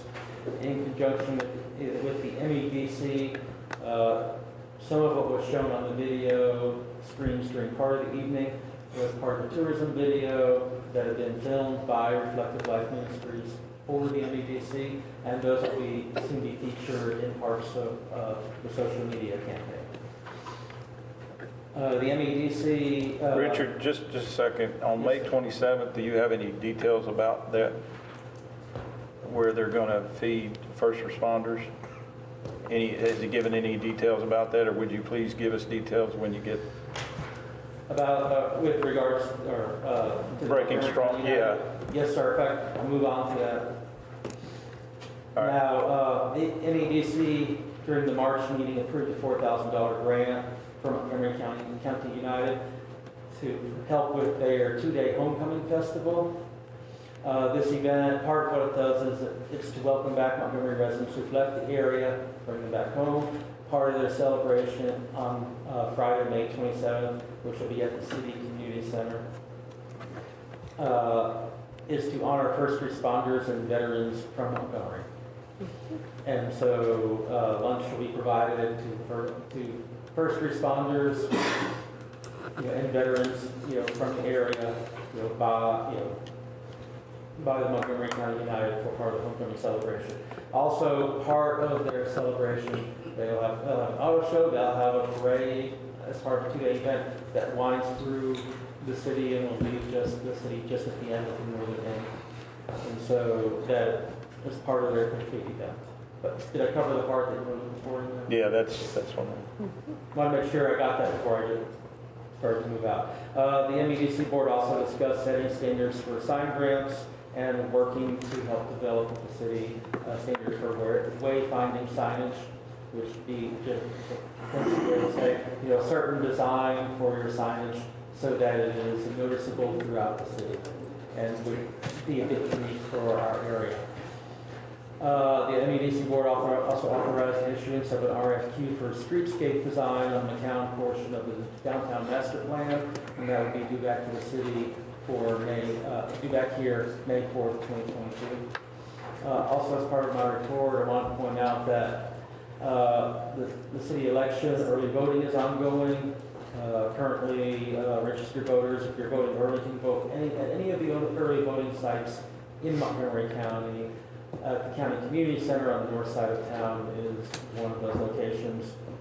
Early voting runs through May 3rd. Election day is May 7th. The county has consolidated voting sites. City Hall will be a voting site for those in the consolidated area, but voters will have to check where the county has consolidated their precincts, because I do not believe they've been consolidated so that all city voters would vote at City Hall. I think some other consolidated sites are out there. Redbird Meadow, we're working on the final parts of the development agreement, and we'll have that for City Council at the May 10th meeting. The one item I specifically want to report on, I had a follow-up phone call today with GrantWorks. We will have another home grant program coming that we'll be able to tap into starting late summer or this fall, and I'll be bringing a resolution back to council in the next month or two related to starting all of that process. And so that'll help with some housing with those who need it most. There were roughly 4 homes that were built out of the last home grant provided to the residents. We have a couple of people already on the list, and I know there's more who have called with interest. We never actually asked to get their name on the list, so this will give us an opportunity to get started early even before we get into the official part of the process.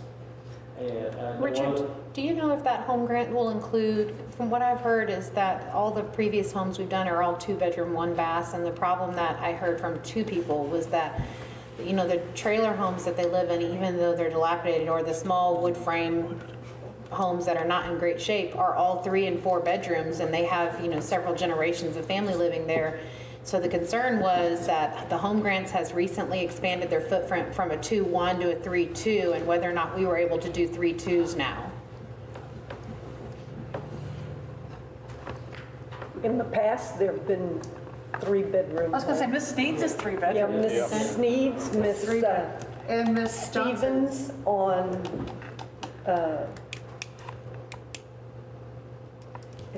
it's Symington and then yeah. Lawson Street. Yeah. Hers is a Okay. 3-bedroom. Yeah, so the ones I've been in, I've been 3 bedrooms. But They get to I'll clarify that choose. next year. Okay. They choose whether they want the 2 or the 3-bedroom. That was what I thought, but I didn't Yes. know well enough to state that because I joined Yeah. this one in progress, the last one in progress. Even this last one, they were able to choose the Yeah. 3 or Good. the 2. But I do know that those who got those homes, everyone that I spoke with, they were very happy with what Oh, they yeah. got. And I know that it wasn't just, it was development. obviously was an upgrade for them, but Yeah. in the case of a couple of them like Mrs. Sneed, there are some very specific elements of their property that need to be built around, such as the potential for high water in the back. And the builders and through the grant, it took those into account and it did appear to build it properly. Okay. Last month's, the last report, there was a question about the records request. The police department did follow up with the request around that to make sure that they had the information. The apparent issue was that it was relayed by phone call and never finalized out as a record request, but they did follow through in writing by email just to make sure of that. That was that community impact one? Yes. Yeah. And in this particular report that's provided for this one, there was a follow-up phone call. There is still one listed as outstanding. We have not gotten greater clarification on that. And I believe the statute is once the request for clarification is there, we have to allow 45 days to keep it open for them to provide that clarification before the timeline closes. And so we're waiting out that period. Through that, they may have just become satisfied through the phone call that they didn't need greater clarification, but they have not taken action to close that out. Moving on to the development report, commercial and residential construction continue across the city. One of the biggest things of note is the engineering review process with Discount Tire. When that is constructed, allow us to connect that, or the private road to be connected that will parallel 105, but be behind the business, which will allow residents to have access to Kroger and then Buffalo Springs staying off of 105. For those of you familiar with the shops at Montgomery, where Chick-fil-A, Chipotle, Pan Express on the south side, there is a similar private road that you can take from 2054, over to McCoy's and stay off of 105. And so that would be similar on the north side. Several developments referenced, but covered most of those in discussion or other during the meeting tonight. TxDOT is continuing their work on 105, and obviously W is still doing some work in the city. The last time I did a report, I also just mentioned as part of the main report, is the streetscape RFQ coming due back May 4th on the account, which is an NEDC issued item.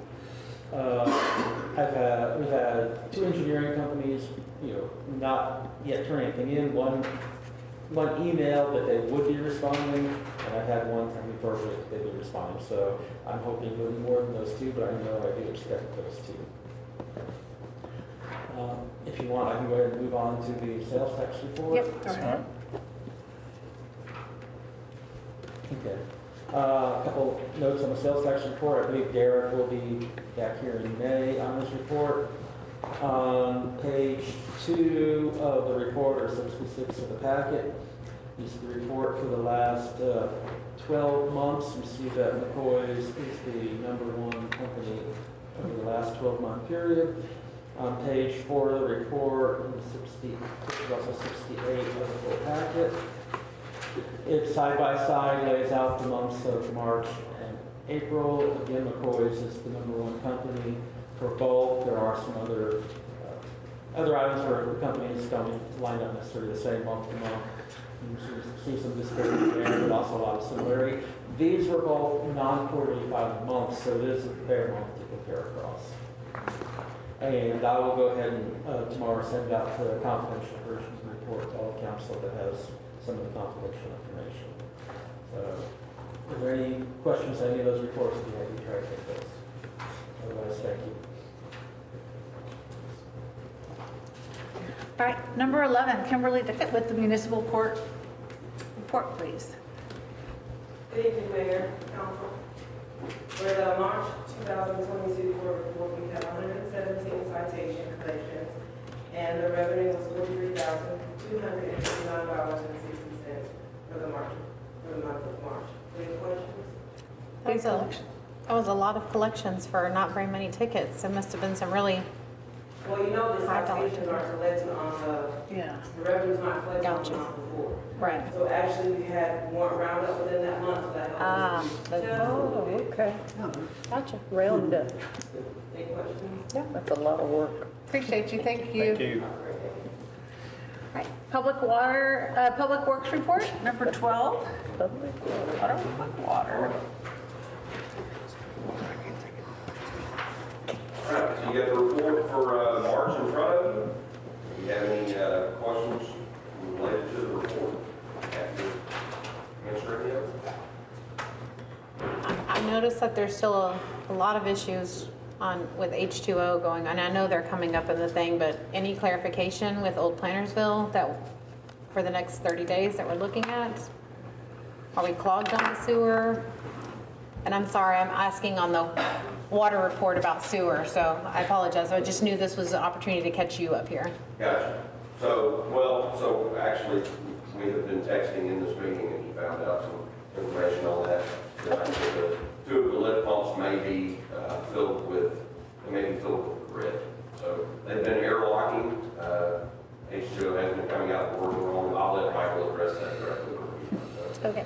Mike, just a clarification, because somebody in my neighborhood asked me this question. I thought I answered it right, but if there's a sprinkler head that's landscape, and it's a leak, the neighbor or whatever, and it's right by the street, that still has nothing to do with us. No, sir. Unless we did it, right?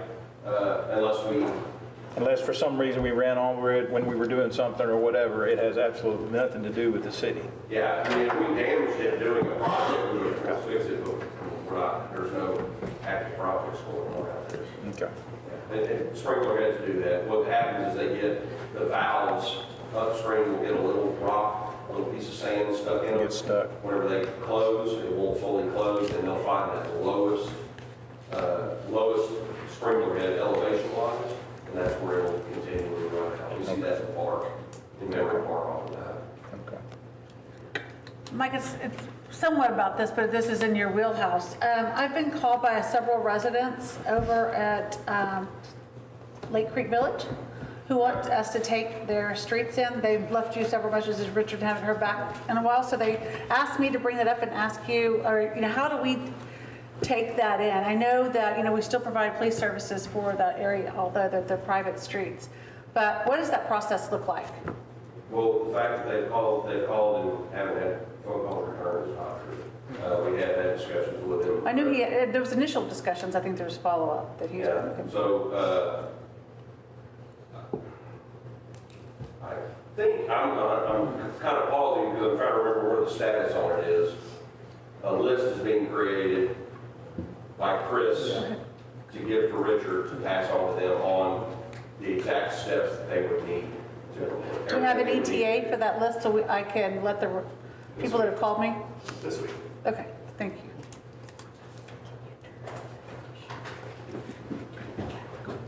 Any other questions? Do you know what the going rate is for a second water meter on a house? Like if they want to meter their sprinkler system separate from 1200? I don't know the exact number. It's roughly $1,200. Yeah, that's what I thought. That's, and I'm considering tap, meter, the application, all of those fees, CSI fee, everything's involved. It's somewhere in the neighborhood of $1,200. I can get an exact number for you if you need that to pass on. I guess I was just curious, like, they're not, so the assumption is when you add another meter that you're increasing the draw on the system. So there goes the impact fees and everything else. But for this one, they're just subdividing it so that they don't have a sewer fee because it's literally irrigation. That's exactly. So I just am trying to rationalize why it's so much more when all we're doing is trying to subdivide out the fact that there's no sewer tied to it, but they're being billed for sewer when it's irrigation. What are you trying to figure out what is so much more? The $1,200, So yeah. that's just the cost to have the tap done? That is the actual cost. And we actually do that at cost. Yes. Okay. We don't charge anything on that. Okay. We did that 5, 6 years ago, we started just creating a policy to say irrigation taps are at cost only to help promote that. Yeah. We actually have a spreadsheet. If anybody calls up to City Hall and talks to Kirsten, she has a spreadsheet that Randy Burley created for us that shows, I think our numbers guru, that shows where she can put in numbers and say, okay, if you use 5,000 gallons a month on the house and 10,000 gallons on your irrigation, it'll show the price difference in going from 1 meter to 2 meters, so you can see exactly at what point it makes sense to get a second. Right, at what point it pays for itself. It doesn't make any sense. Yeah, up to a certain point, it doesn't make any sense to because you do have a basic water charge every month for it. Even if you run 0 gallons through it, you'll still have the basic water charge. And if they are doing a second tap just for irrigation, am I correct in assuming that they don't have a sewer charge on that one? No sewer charge. Perfect, okay. That's the whole purpose. Right.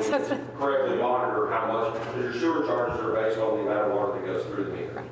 You run 10,000 gallons of water through your meter at the house, you have $10,000 in sewer, not $10,000, 10,000 gallons in sewer charges. We don't know where the water goes once it goes through, how much of it goes through irrigation. We can never figure that out. It'd be a wild guess.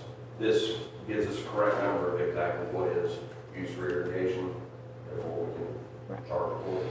So I had another resident talk to me about the fact that they had an issue on their pool. They drained their pool. They called the city before they drained it, told them the gallons. The city gave them an estimate of what the water would cost. So they drained it, did the patch on the bottom of the pool, then went to refill it, and they were never given the sewer estimate because it was all in the same tap. And it didn't go down the drain. It went to water the whole back. It's Buffalo Springs. And they ended up with almost 3 times the amount billed than what they were quoted because they paid for a sewer on it as well. Exactly. So is there a way to, there's not a way to even think about an issue like that? Well, so we do make occasional exceptions for that very case. We have given credits, we've given sewer credits for that. It's nothing that we want to get into a resident calling once a month and saying, hey, right. And that's what it rolls into. Yes, We have to be very cautious of that because people will take advantage of it and call every month and ask for credit. But we have made numerous adjustments to bills over the years. Well, and we have a way to look at it. So they'll call us and let us know on this day we're going to start filling the pool. We can look at it on Beacon and see by the hour. You know, if they tell us a couple hours before when they're going to start filling it, and they tell us at 8 o'clock, and we see the usage spike at 10, you know, we know that's when it started. We can get a pretty good guess as to what it is. It'll never be exact because there's still other, you know, other usage in the house, but we do make those, you know, occasional adjustments. So communication is just key. Yeah, and that call comes through the front desk. I don't know exactly which house you're talking about, but they always have. They can't call 3 months later though and say, hey, I filled my pool, you know, 3 months ago. They have to call us beforehand and let us know when they're going to do it. And we will work with them and try to make that adjustment. I forgot to call them when I filled my pool. I called them the next day and they took care of it. Did we, MISD had their soiree downtown, it looked fabulous, I couldn't go, but I did see some city guys picking up trash the next day. Did they pay for that? Was there, because I'm assuming we're paid overtime. Yeah, we have not covered that yet. So, hoping that will be a discussion maybe tomorrow. So, with council tonight, I did have a discussion with Richard that between him, myself, and Amy, we needed to sit down and talk about that event. But with council tonight, I think we're going to do that.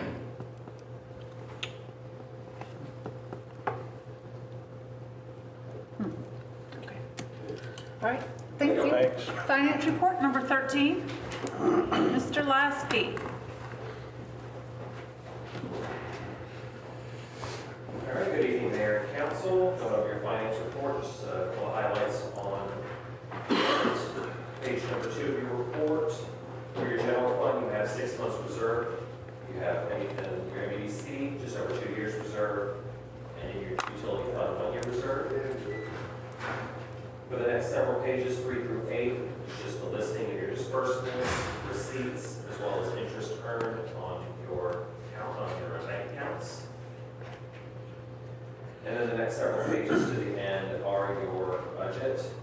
So far for the first 6 months that we've completed, you are at 58% collected for revenues and 41% expended for expenditures. Good. That's all.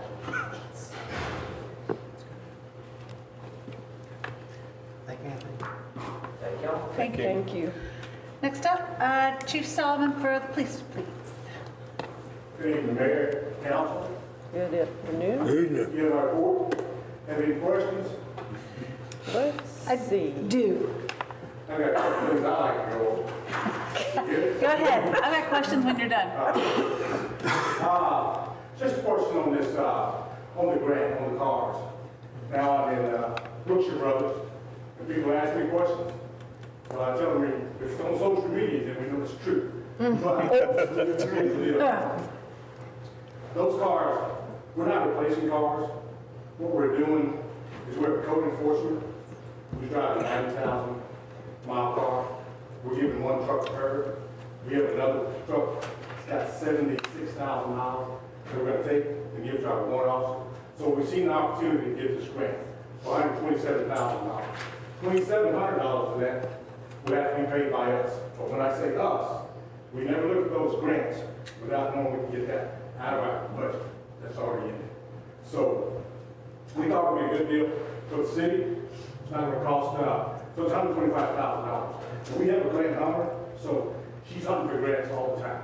So we can look for things that help us out. So the cars are one of the things that would help us out.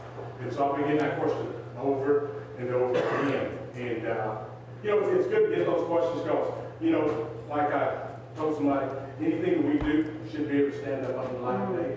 There you go. We're gonna do that regardless of what happens. So that's the deal on the car. So I hope everybody understands that now. I want to add something to that real quick, Steve. It was immediately turned into a campaign issue, which is ridiculous. But, you know, and I went online and admitted that I screwed up. I'm glad it went through. You know, in fact, I thought that we had to pay for the cars up front and then hope to get that $25,000 back. So, yeah, and my you know, getting 2 cars fully outfitted for $3,000 is a no-brainer. So I think it's fantastic. But I am glad to have the opportunity to correct my understanding of that. So. And I thought Lieutenant Belmaris did a good job of explaining it. So let him know, please, it was not him. He was good for sure. You did good. He's used to it. Also, on the newspaper, the lady that was calling from the newspaper, she actually, she sent 4 questions by email. And 2 of those questions, when he showed them to me, are not questions for us to answer. She's asking questions about the family violence. Why is it low in common? I have no idea. Why is it low in common? No. And then she's asking another question about, do we feel that parts of the county was more open than others locked down on the lockdown? So would that be an increase? I have no idea about the parts of the county. The first 2 questions, we can definitely answer for about the family violence here. Why do we think that happened? Why do we think those increased? And what colleges it was. So we did. We gave the answers to those questions. Chief, the last meeting we had here with Ms. Tilly, I'm sorry, March 8th, it was about Montgomery Grove, and there was supplemental information given to us, put us at each of our chairs, which did not allow us time to understand what was being asked and talked about. And I went back and looked at our minutes, and those supplementals were not included in our minutes. But we did vote for item number 3 on there, which was just to accept everything as is. And then item number 4 had included timelines and stuff. And so Montgomery Grove is being asked for timelines, but that's not what council approved. And I wish that it was actually put into our minutes, because we have, unless we have the supplemental, the taxpayers, the public don't know what we actually voted on. They don't. You guys voted for all those things. I think you voted strictly for the alcohol. That was my understanding. That's why I asked that question. And so that was strictly that. After that,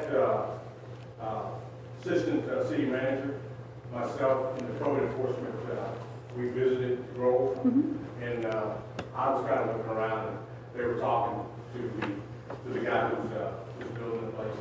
And they came to some very pointed places where things had to be done at a certain time. And so that's kind of, I think we have a meeting about it tomorrow. Yep, we do. But my point was that the supplemental that was in our chairs is not a part of, it's not online and it's not in our agenda or in the minutes. So I wanted to go back and reference and I couldn't find it. Yes. So is there an amendment we need to make to add that in there? So, Yeah, attorney, but I'll need to, I don't even have that myself, but Supplemental was. the recommendations from Tilly that were sitting here, that you had asked for them to be sent to us prior to the meeting and they weren't. Code enforcement officer. Right, so, Those are just issues that she thought may come up. So it wasn't in the agenda because I really don't think we had time that to put it didn't in. even come across There was them no time to put it either. in the agenda. Those are things that Presented differently. we agreed that you guys should see. But those are the same things that she talked to people at the Grove about. So those are the things that should be getting fixed. Should be getting fixed. This whole thing is So in retrospect, all we should have had in that agenda item, which is what I was really understanding, was to issue an alcohol permit, because as I stated, the man clearly had plans on March 17th to be in business. And that all got out there and everybody was like, can I come to the meeting, thinking, well, heck, I can't shoot this down. Everybody wants to drink on March 17th. And then we get all this other stuff in there, so I just want to go on record to say that's why we were so confused about what we had done, and management had a concern about that, and I tried to explain we weren't suggesting there's 9 pages of ordinance there that we're okaying or authorizing. So it was just alcohol. And I can understand why that was confusing. Putting it on the desk that you guys read at that time probably became pretty confusing, but really, yeah, it was just the alcohol. Okay. Those other things are being fixed. Okay. Consistency. I may have it with me. Thank you for the When we get to clarification. executive session, I can look for it. Yeah, and that'd be great if we can put it, do we put that online? It's part of the minutes, because it was something we voted on, the item, what we voted on was in those notes. if you wish to have that supplemental added to the minutes, I would have to, do I have to bring it back again and re-approve the minutes? No, I don't think so. You can just add it. I can just add it. Yeah, we Okay. didn't- I will- That would be I will get helpful. that and add it to the minutes. Okay, thank you very much. That'd be helpful. Okay, thank you, Chief. Number 15, Utility Operations Report. Michael.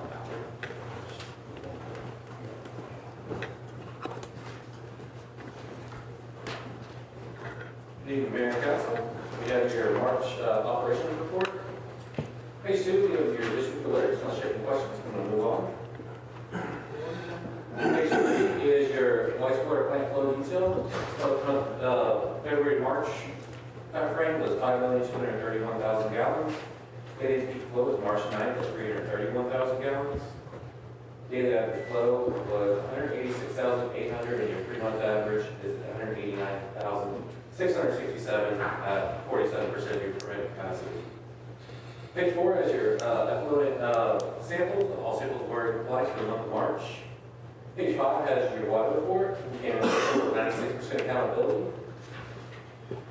Page 10 and 11 are supplemental charts for the 13-month history. On the question about the lift station down here on the Old Playersville, lift station 4, we're appearing to have some grid issues in that lift station. And speaking with Chris, there may have something to do with some of the televising cleaning in the area. We're just trying to figure everything out, get everything back up and running right now. But we did have, the pumps did start to dry cycle or lose brine. And so we're trying to get that corrected so that we don't have any further damage to that lift station. And alternatively, we have noticed an uptick in issues on that lift station in the last couple of years.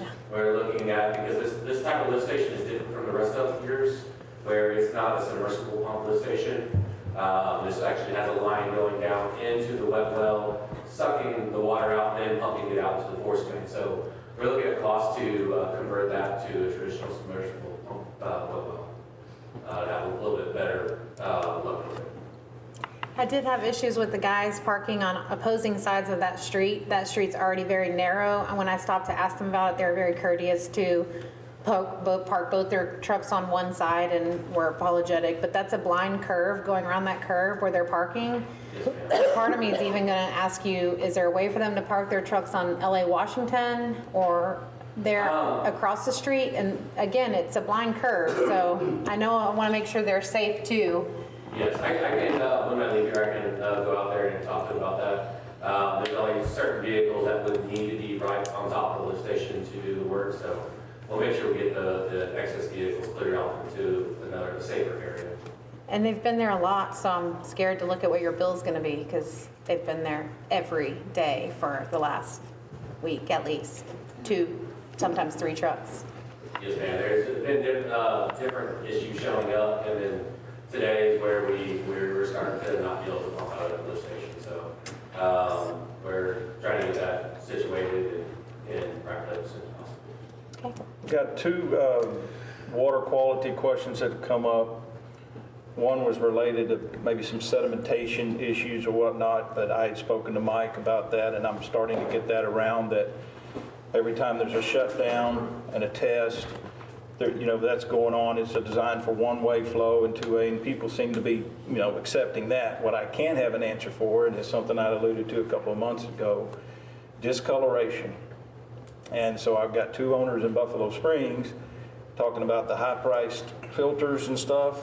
And so is it maybe a liquid? I mean, you could easily filter sand and solve sand issues. Sedimentation is better than the discoloration. And it seems to be, sometimes that's 2 people who tell 18 people. I don't know. I can't really assess it. But I did speak to you just in general. Could you check on water quality? Because that's a huge issue for people. That's when I brought it up a couple of weeks ago or a month ago to Mike, and that's when it was the rust color that was coming through because of the flushing or whatever they were doing some stuff. So, but it hasn't been since then. It's been pretty like a month or a month and a half. Okay. They say that it's been happening before that because I haven't seen any. It hasn't been, at least at my house, it hasn't been that rust, but it was bad. Okay. Yeah. But was it in that Buffalo Springs? Yeah.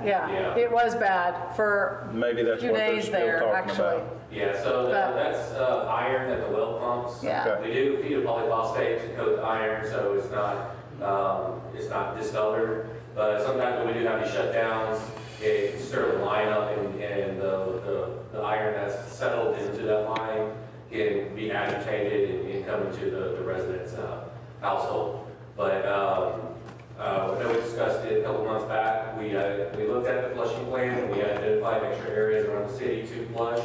And I think that's got, as the mayor said, the last month and a half or so has been pretty clear, and I think that's kind of a direct result. But we're going to keep our eye on it, and if you have any other issues, I can, if you want to contact me directly, or Mike be happy to take a look at any single one-off issues. Okay. Thank you.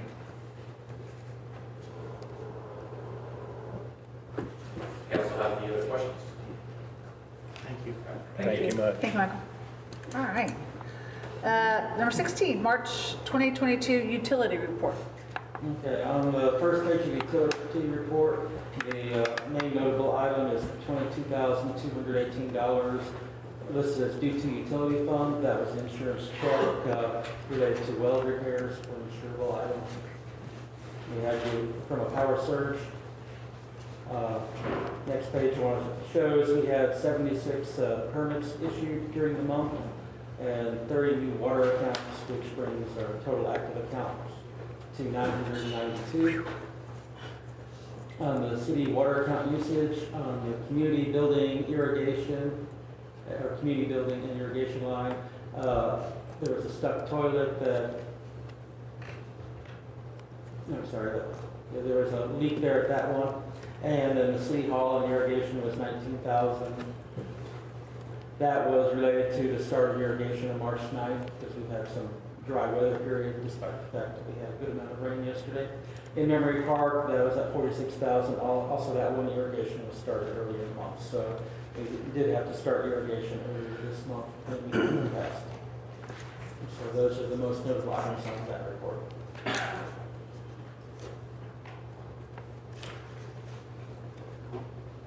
So if you have any questions with that? Number 17, Chris Rosnowski with the city engineer's report. I have a couple, or just one extra exhibit that I'll talk about. This just came in this afternoon.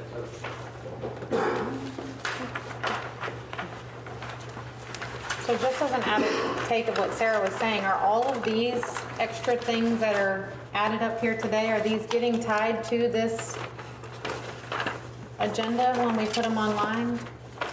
What is available to go online? Yeah, we can always post that information online. We always have been, don't they? Okay, sorry. Started our report, the first item on there is downtown waterline replacement. Still working on the closeout of that project. One thing we're made aware about is some asphalt issues, that's the installation of drapery on 149. Contractor looked at that on Friday, and is working out a plan to address the issue. Water plant 3 improvements to do city base number 3, 225, 261. As of the end of March, they're approximately 90% complete in time and 78% by value. They're continuing with getting those facilities started up and the coating work that's ongoing. We did also have a change order for additional concrete work. I do not have that exhibit in your packet, but when they were doing they had to remove some additional sidewalk that was on site and expand the footprint of it due to some issues that they found underneath, that there was a void, and we made it down, tear it out, reback it. Chris, before we get too far from one, it just occurred to me, so this asphalt is the stitched drapery. Yes. There's two ginormous holes between Burger Fresh and the stitchery. Is that what we're talking about? So Big old this holes? is in, immediately adjacent to In-Stitches, there's new asphalt. It's clearly, it's a darker color. And right next to 149, there's a depression, it's probably 8 feet wide by 6 feet, about a 4-foot depression. That's what we're talking about. Okay. Where they were, it appears is that they did not properly compact before they put the asphalt down, which has caused that, but contractors are going to be responsible for ripping it up, recompacting, placing it back. Okay, that's the spot. But it's not on the private property part where there's big dips. And then below are a few pictures from earlier in the month. Chris, with the change on number 2, are we adding days to work? Because I heard you say that we're like almost complete on days, but not on actual work. Right. It's still been a catch up, because again, some of the items that were longer lead time are now getting put in and paid for. Okay. So I believe that change order did add 7 days Okay. in the item, but nothing that's substantial. They're still getting the facilities online as they're intended to. Thank you.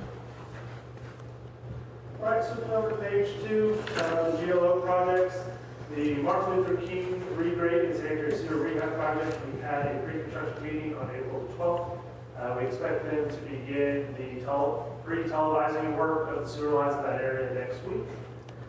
The water plant 3 generator project, we're still finalizing, or the car's still finalizing contracts for that. We should have a pre-construction meeting very soon. Sanitary sewer cleaning and televising, item 6. We did receive pay estimate number 1, the amount of just under $8,800. As of March 28th, they're about 19% complete by time and 16% by value. Clever sidewalks, plans are ready to go. Just working on the final easement documents from those property owners we talked about last meeting. On the feasibility study, so the exhibit I handed out is regarding the Pulte Group study. This is Pulte Homes, which is looking to develop approximately 204 acres. We've talked about this when we authorized the study, and the question at that time was of the 204, approximately 90 acres is at the city, and the rest is out. When we talked about the concept of providing us with service, the answer was no. Developer has researched other options and has found out that he doesn't have many. So we were asking if he would reconsider.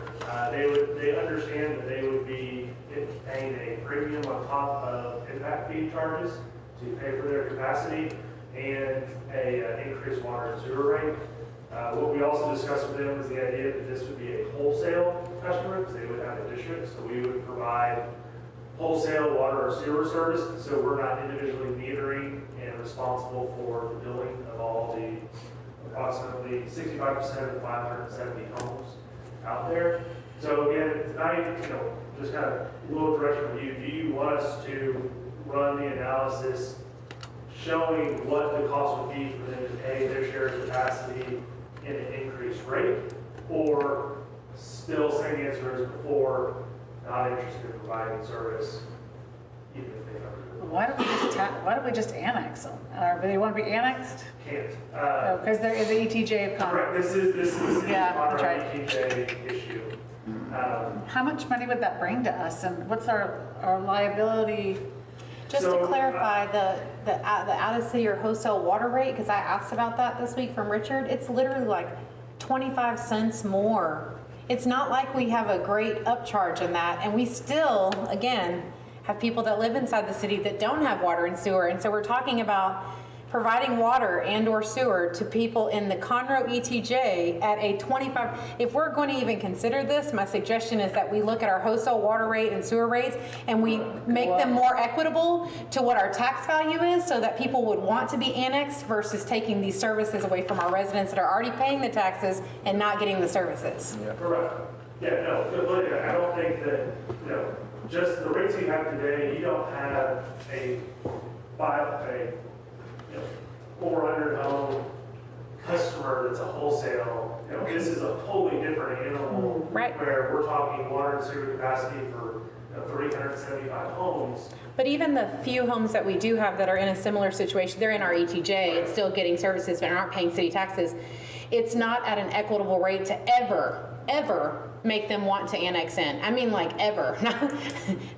Well, but they can't, they're locked into Conroe's ETJ, so they would never be able to have the option. Right. So, The developer is asking, would the city reconsider if, they would pay above, make sure that the city doesn't bear any of the costs of this development?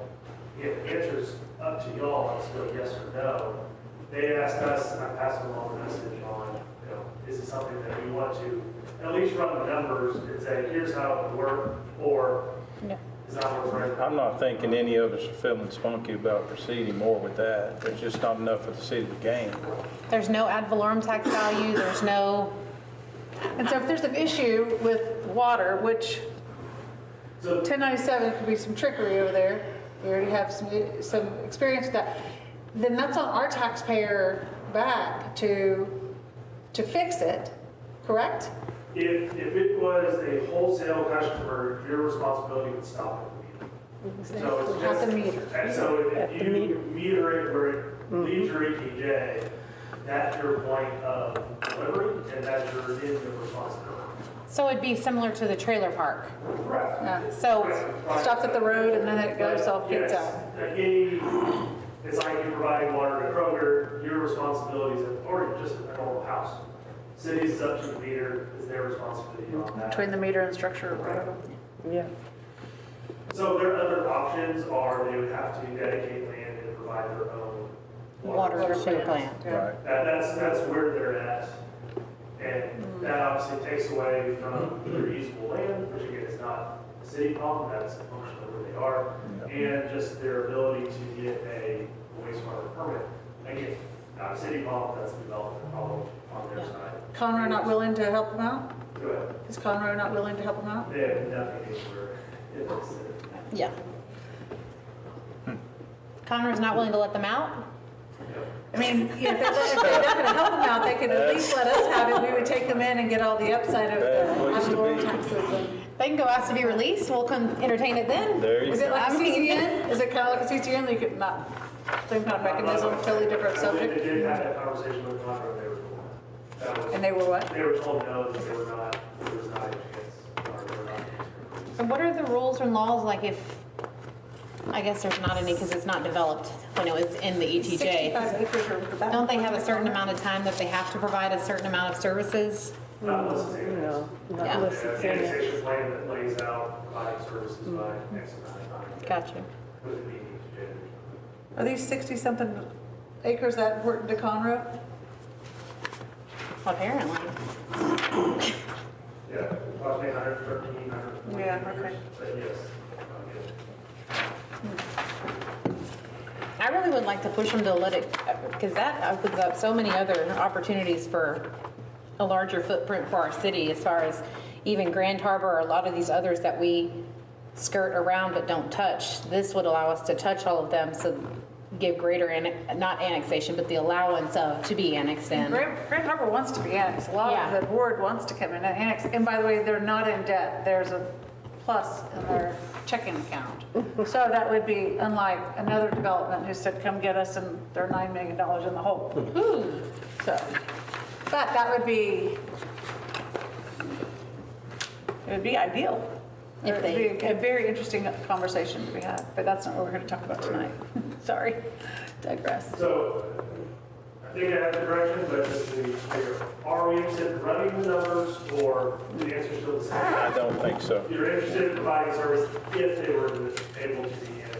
I mean, what kind of numbers, so you're talking 25 cents? Well, so it would be. No, I know, but what would you increase? If it's like $10, then let's talk. Well, I think there would be two numbers. One number is we would calculate, essentially it's a capacity fee. So it wouldn't be, since they're not in the city limits, they wouldn't technically apply to impact fees, but it'd be what is their share of capacity and constructing the capacity to serve these 375 homes. And then a increased fee would be, what is higher ongoing maintenance. So one thing that's a little of your facilities is again, you want to take care of the infrastructure out there, but the increased maintenance wear and tear on your facilities by providing these 375 homes. I mean, you're losing the tax value, and you're losing impact fees, and you're draining water and sewer. We already have so many homes slated and coming. I don't see how it's feasible in any way we go. Agreed. There's probably a number there that they pay for everything, and it increases, capacity, but again, that's just a question of it's not interested, which sounds like it is. That's right. We will relay that message and continue on with looking at just the portion of the EPJ. It's approximately $200. Sounds good. Cool. Thank you. Not interested. Tonight. Flavor reviews are listed, so we have discount tire, Shipley's, concrete storage, and you have Tyco. That hasn't been sent out yet. Hills of Town 5 has, so we switched those. And then we had a pre-development meeting with Popeyes this morning, so we expect to receive plans from them any day. Their location, Chris? Sorry. Popeyes will be on next to Blue Wave Car Wash. So on that, they'll be close to the access drive. There'll be an open track in between, which is the track that Dutch Brothers call. It's like our fast food alley right there. And I heard something about Mod Pizza coming to the shops. I've heard that. Okay. We don't, at first we don't get involved. I know. Outside, but I have heard that as well. I heard it was a pizza place, but not Mod. It was another one. Chris, the Nantucket housing. Yes. So the next day, I had some very spirited, angry phone calls from some people about that. Because it's putting that multi-unit housing next to Pizza Shack, next to those houses. They feel like that it's really gonna degrade that corner. And people are not happy, period. So with the feasibility study, are we obligated to continue, or what are they just, So, feasibility study is going to obviously focus on the facts of water sewer, right? Yeah. And after that point, if they would have to put a request for annexation and then zoning. As far as the city's ability to say no, but they then have to, let them go somewhere else to provide service. So what's their request right now? So right now, this is a property in the ETJ that has a utility economic feasibility, multifamily and then once you get the feasibility study, presumably there will be an annexation request from them. So the question is that could the city, when we get through the feasibility study, we determine how the cost will serve them, could the city still say, no, we do not wish to annex? And at that time, would they be obligated to release them or allow service from someone else in the city's not going to serve? I believe that if we cannot annex or do not want to annex or can't provide services, it depends on what the feasibility study is. If we can't provide services, then I believe the law says, and don't quote me on this, I'll have to refresh my memory, that we have to allow them to go elsewhere. It's not, I don't think it's a question of we can provide services, though. It's a question of the economic impact on residential homes and business. And if that's the law, how does that not apply to this previous subdivision with Pulte on Conroe? I'm not sure their status, if they actually, did they petition, I mean, have they asked? Right, I don't- From Conroe, CTJ, I don't know. Or have they asked? And I don't know that they're in Conroe CTJ over there behind Pizza Shack. Do you know, Dave? No, they're in ours, yeah, our okay. ETJ. Yeah, okay. yeah. Yeah, so. But I just meant like what he was saying is if they ask for us to annex them and we refuse because of services or whatever, then we have the option to release them from, or it's legally required to release them to. I guess what you're saying is the mud that's right there. Or at least allow them to receive service. I don't, and again, Kel will need to check into it, but allow them to receive service from Stanley Lake Mud onto that. Potential, again, Get a different water provider than the city, basically. Okay, I just didn't know if we were like married to this whole thing or if there was still an opportunity to. I mean, there's still a lot of steps. Obviously, utility economic feasibility, annexation has to get approved, go through the hearings. Initial zoning has to be done to zone the property multifamily with the public hearings. So there's a bunch of steps yet. This isn't the study's done, it's a done deal. There's a lot of approvals yet that have to happen in public hearings before that. Well, what I've heard from this council too is we've got per capita one of the highest rates of multifamily per capita at the city limits, and this would be adding on top of that. And we're hearing it from citizens. Oh, I don't hear a yes. single citizen that thinks that's a great idea behind Pizza Shack. So I said my phone blew. y'all can use that to try to say, we're just not feeling spunky on this thing, or however you want to do it, but Our constituents are. are telling us they don't like that. Across the board, all of them. Oh. Well, the ones that are speaking. Yeah.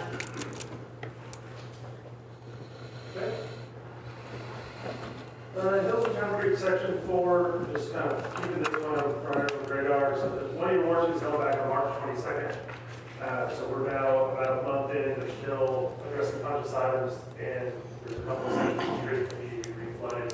We're waiting on the developer to clean it so they can be done. So, just keeping everyone up to date on that one.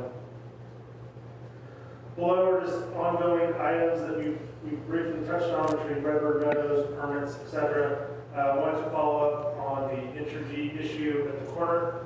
So the latest correspondence from TxDOT is that they talked to Entergy is going to be making modifications, and TxDOT's going to be relocating their pole. Was the latest correspondence we got. So both sides had some work to do. I'm assuming that's going to delay the turn lane again? Yes. Oh, yes. Yep. It was that 2025?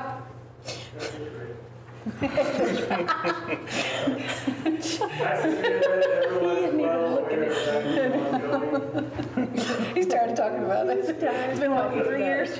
He's just ignoring 4 years? What do they say? Hope We'll deferred. never makes the heart take a go right sick. at 149 and 105 going north head east. Okay. All right.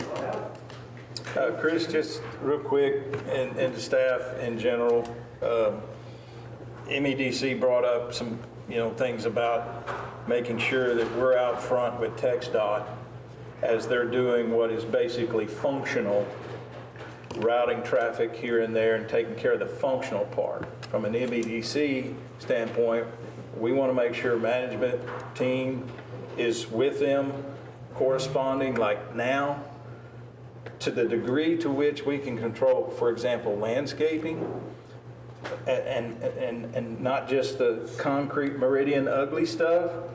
I kind of got the feeling when you look at the revitalization plan and the 105 with too many flags, it's a little overkill.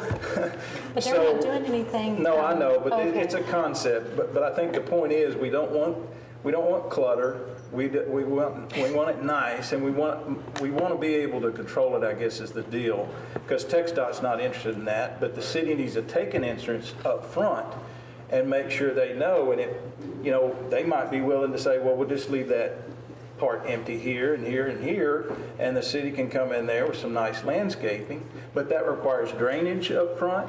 We've even talked about lighting, perhaps going west especially. We need to be on top of that with TxDOT and say, hey, we have a vision for lighting in certain pockets here where it gets dark, especially heading west from here. So I just wanted to put that out there from an MEDC concern, and if we could possibly kind of get on that real quick and get something in May that says, yeah, we're starting that sort of conversation, it'd help. And all the access management that's ongoing, so that conversation was had, and Okay. TxDOT was willing, at the city's expense, to Sure. the median landscape instead of the concrete brick. And so it's, they laid out those steps, and so now it's, if that's something we want to do on that side, we can work with that and enter into agreement to maintain it, et cetera. Because once we do it, it's ours. And then on the opposite side, there's another TxDOT project that goes from Grimes County line up to essentially here that has, 4 lanes. sound wall, expansion, et cetera. Same concept. If we want improvements, they're willing to incorporate that if we want that. So it's again, I think if MEDC says, okay, we want to focus, we do want to focus on those areas, we get that side, we can then go back to TxDOT and relay out. I think they just have a lot of those conversations. If I could, just to clear up the piece on what's running east. So I met last year a virtual meeting with the TxDOT manager in Houston, as well as the local office, and there's the first place, so when you install landscaping in there, the first thing that TxDOT looks at is the crews that are going to maintain it. Not is it our crews or their crews, they're worried about they need 300 feet on each side, right, with the safety. So the only spot, the closest spot that they identified that was eligible for landscaping in the work that's going on here to our east was just past the Magnolia Diner, right at the crest of the hill. So Outside the city. That's outside the city. And it was an area that was about 75 or 85 feet long. Because of the stacking that's needed, because of the long-term range to go to school, long-term range to go into. Now, what they did tell me, again, back to the piece that is going to pick up and run from here, said, well, we're about 50% or so in the design. So there is a possibility to talk over here. Again, a lot of it is going to come down to what the design is and what the availability of space is, because it's not the room in the median to put the plants, but it's 300 feet on either side of that where a crew can pull up, with a trailer to be able to unload. We'll certainly have those conversations with them, because especially right here with what's in our city limits, we definitely want that to look like more than concrete. Right. Plastic flowers? Yeah. So if y'all could just keep us updated, both MEDC, kind of monthly as that goes, we'd feel better. MEDC feels like that's absolutely a function of quality of life and would be willing to work that into the budget.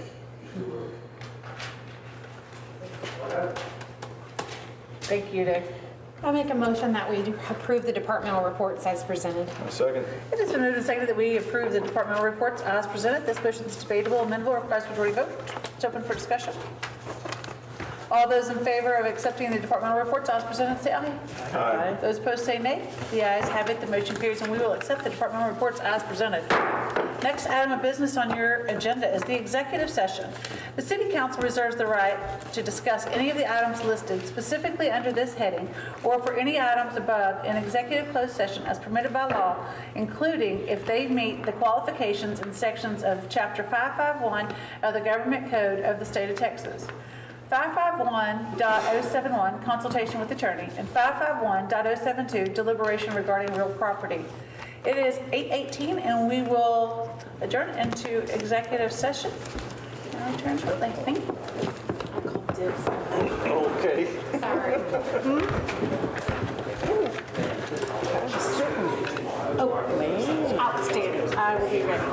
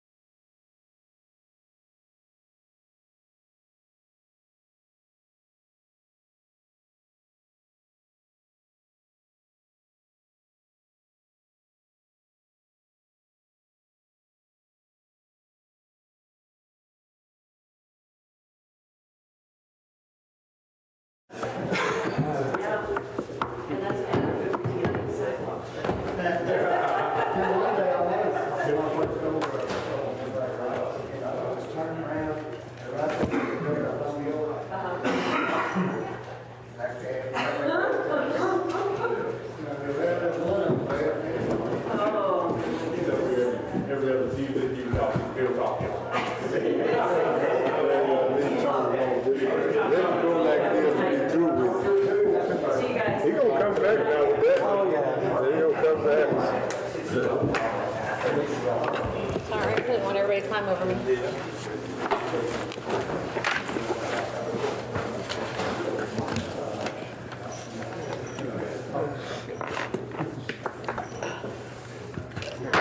All right, we're back in from executive session. It is 8:40 PM. And possible action from executive session. I make a motion that we approve the second supplemental agreement subject to the city attorney's review and approval. Second. It has been moved and seconded that we approve the second supplemental agreement subject to the attorney's changes. This motion's available, minimum request majority vote. It's open for discussion. All those in favor of approving the second supplemental agreement with the attorney changes, say aye. Aye. Those opposed say nay. The ayes have it, the motion carries, and we will accept the second supplemental agreement with, subject to the attorney changes. Okay, council inquiry. Just have a question. Just on Lone Star, the west part of the Lone Star Loop, there's these two poles. And at the top of the poles, there's maybe some solar receptors. I'm just curious what that is. Are those our new traffic cameras? Those are license plate readers. Seriously, I didn't know that was part of it. Yeah. Yeah. the license plate. Okay, it's kind of cool looking. We're I going just, to give you all the report on what we've already submitted, so. okay, good deal. And Richard, I know that, I hope that the city's aware of the bridge on Lone Star Parkway and the issues about possible washout. Are we doing anything about We're working with the commissioner's office on that. it? Okay. Have we decided that the county owns it? Did we get? They own it. I know we decided they own it. Have they decided they own it? He knows he owns it. We're working with the He's, attorney's office on that to get full clarification. Okay. because there's, yeah, I think that's a matter of something that they know and we're trying to dance around. of course.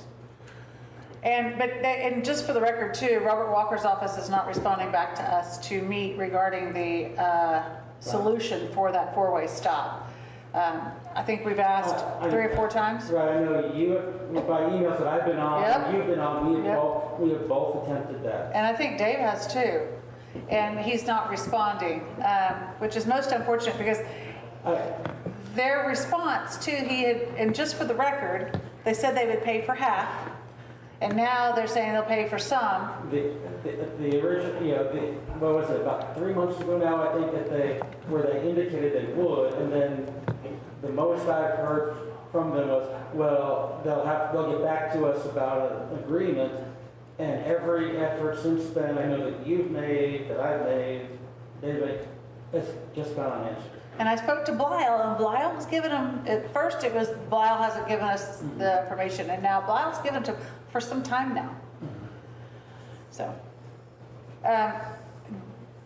the disadvantage this city has is we are split between 2 commissioners, and they don't come west because their territory is so large. Right. And so, in doing so, they don't see what we see, the bottlenecks that's going on here. And I don't think that we are part of their budgeting. I mean, it's a stretch. I don't know that 100%, but I can tell you, given what the conversations I've had, I don't think that there's much consideration. I think you draw right to the heart of it.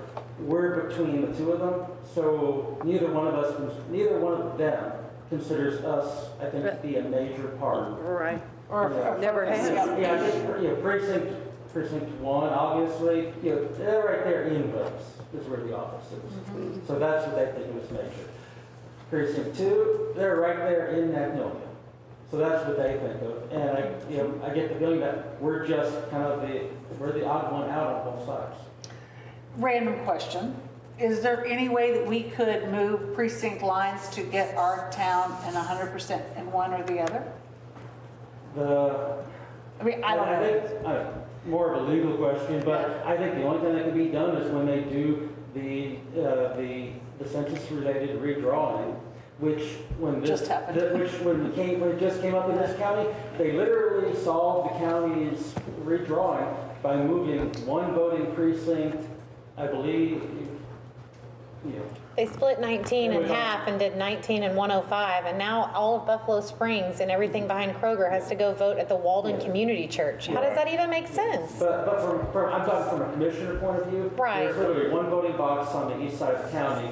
They flipped, I think it was from precinct 4 to 1. I might be wrong on the exacts where they lined up. But that was their answer to the problem.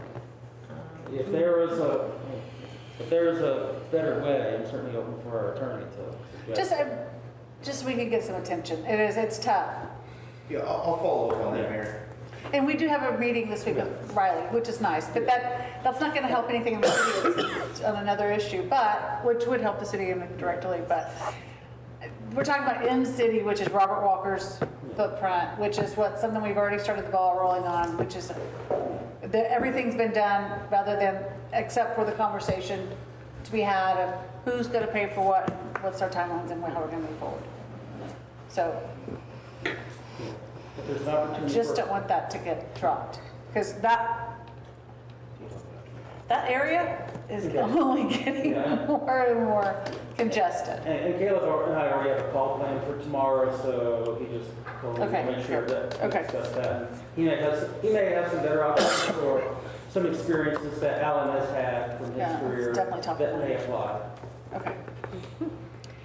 There were a concern mentioned, there's a very large pecan tree in front of the Caroline house that is dropping some large limbs, and since the last tornado, we lost the cedar tree right up the street that wasn't on the city right of way. The concern is that one overhangs power lines, and with hurricane season coming, it was requested that see if we could get it down, and I don't know what the response is to that other than to say that I can ask. So. Entergy takes care of power lines though, right? Well, let's look at the city code. I'll look into it and see if we can kind of curtail it into a public nuisance or kind of a dangerous situation or something, and I'll provide a recommendation to Richard tomorrow. It's where? It's a pecan tree right in front of the Caroline house on Caroline Street. Big one that overhangs the road, right? Yeah, it overhangs the road. It's a large tree, but it's on the city right of way. It's not inside the fence, it's on the city right of way. It's outside the fence. Oh, it's the one right by the street. Okay. Yeah. Okay. Now I know which one you're talking about. Yeah. I think it's the only one. And no, there's one on each side of her sidewalk. So it's the one to the east side of the sidewalk. Sorry. Okay, well, like Caleb said, we'll get that. There's quite a few of them in town like that. So. Did we, sure. Have we received the need them too. Statues from the Clovers? From Catherine Dominguez at the Clovers house? The statues that were promised to us for the Cedar Break Park? No, we have not received any statues like that. Catherine had sent me some images of some historic, or some other documents that she asked if we would have interest into, which of course I said yes. And she had sent some other documents to the Historical Society and was asking for us to get a scanned copy of those, but I will follow up with her about the statues. There's a rumor that she's decided not to give them to us, so I wanted to see if you had heard that same rumor. I had a basic discussion with her about that months ago, right. Respectful time after the parent passed away, but I haven't heard anything since, so I'll follow up with her. And I noticed that they have that house listed as an open house coming, so I'm sure there's about 10 tomorrow. I've done a lot of work. And Richard, I know that the developer for Porter Farms doesn't think that there's going to be a traffic impact on 149, but is there a way to get TxDOT to start a traffic study along 149 so that we can get ahead of Porter Farms? Because there's quite a bit of issues coming around that curve as soon as you get south of 1097. We can talk to TxDOT. The answer to that might be like we did with some of the traffic lights, where the city does the traffic study and turns it over to TxDOT, but we also have to get the approval from TxDOT for both to install it. Perfect. So what I would see happening is TxDOT saying, well, with 90 homes, you need to install, a left turn lane. If you're coming southbound, you need a kind of Some modifications for sure. Modifications. Yeah. Because that's, TJ, I drove that and I was with you, I was like, this would be scary to try to get in and out of. And there's gonna be a lot more traffic, you know, because I think the area, they could build it. I just kind of want to get ahead of it, not be behind it like we have been on 1097 issues, And so. after talking to Tech Dot, then they'll want to go out and look at it, then identify the path. Got one going in up on Sharp How Road. can we get there knowing we're not building it? Well, it's like. Yeah, that's We don't true. have to. And then, you know, And they gonna come and through then it. we're presumably maybe 12 months ahead of the process. Game out there. But Tech Dot probably is too late, but at least it. Right? I'm like, on TxDOT speed, we'll still be ahead, so. Yeah. Okay. Farmer Tim, he don't realize, don't you come around that curve, they get it around that curve, he just, he's not. You ready to adjourn or no? Are you ready to adjourn? Yeah. I'll make a motion to adjourn. Second. That's a motion second that we adjourn this meeting. All those in favor say aye. Aye. Those opposed say nay. TJ. All the ayes have it, the motion carries. It's 8:50. We'll adjourn this meeting. Sorry, I wasn't trying to be ugly.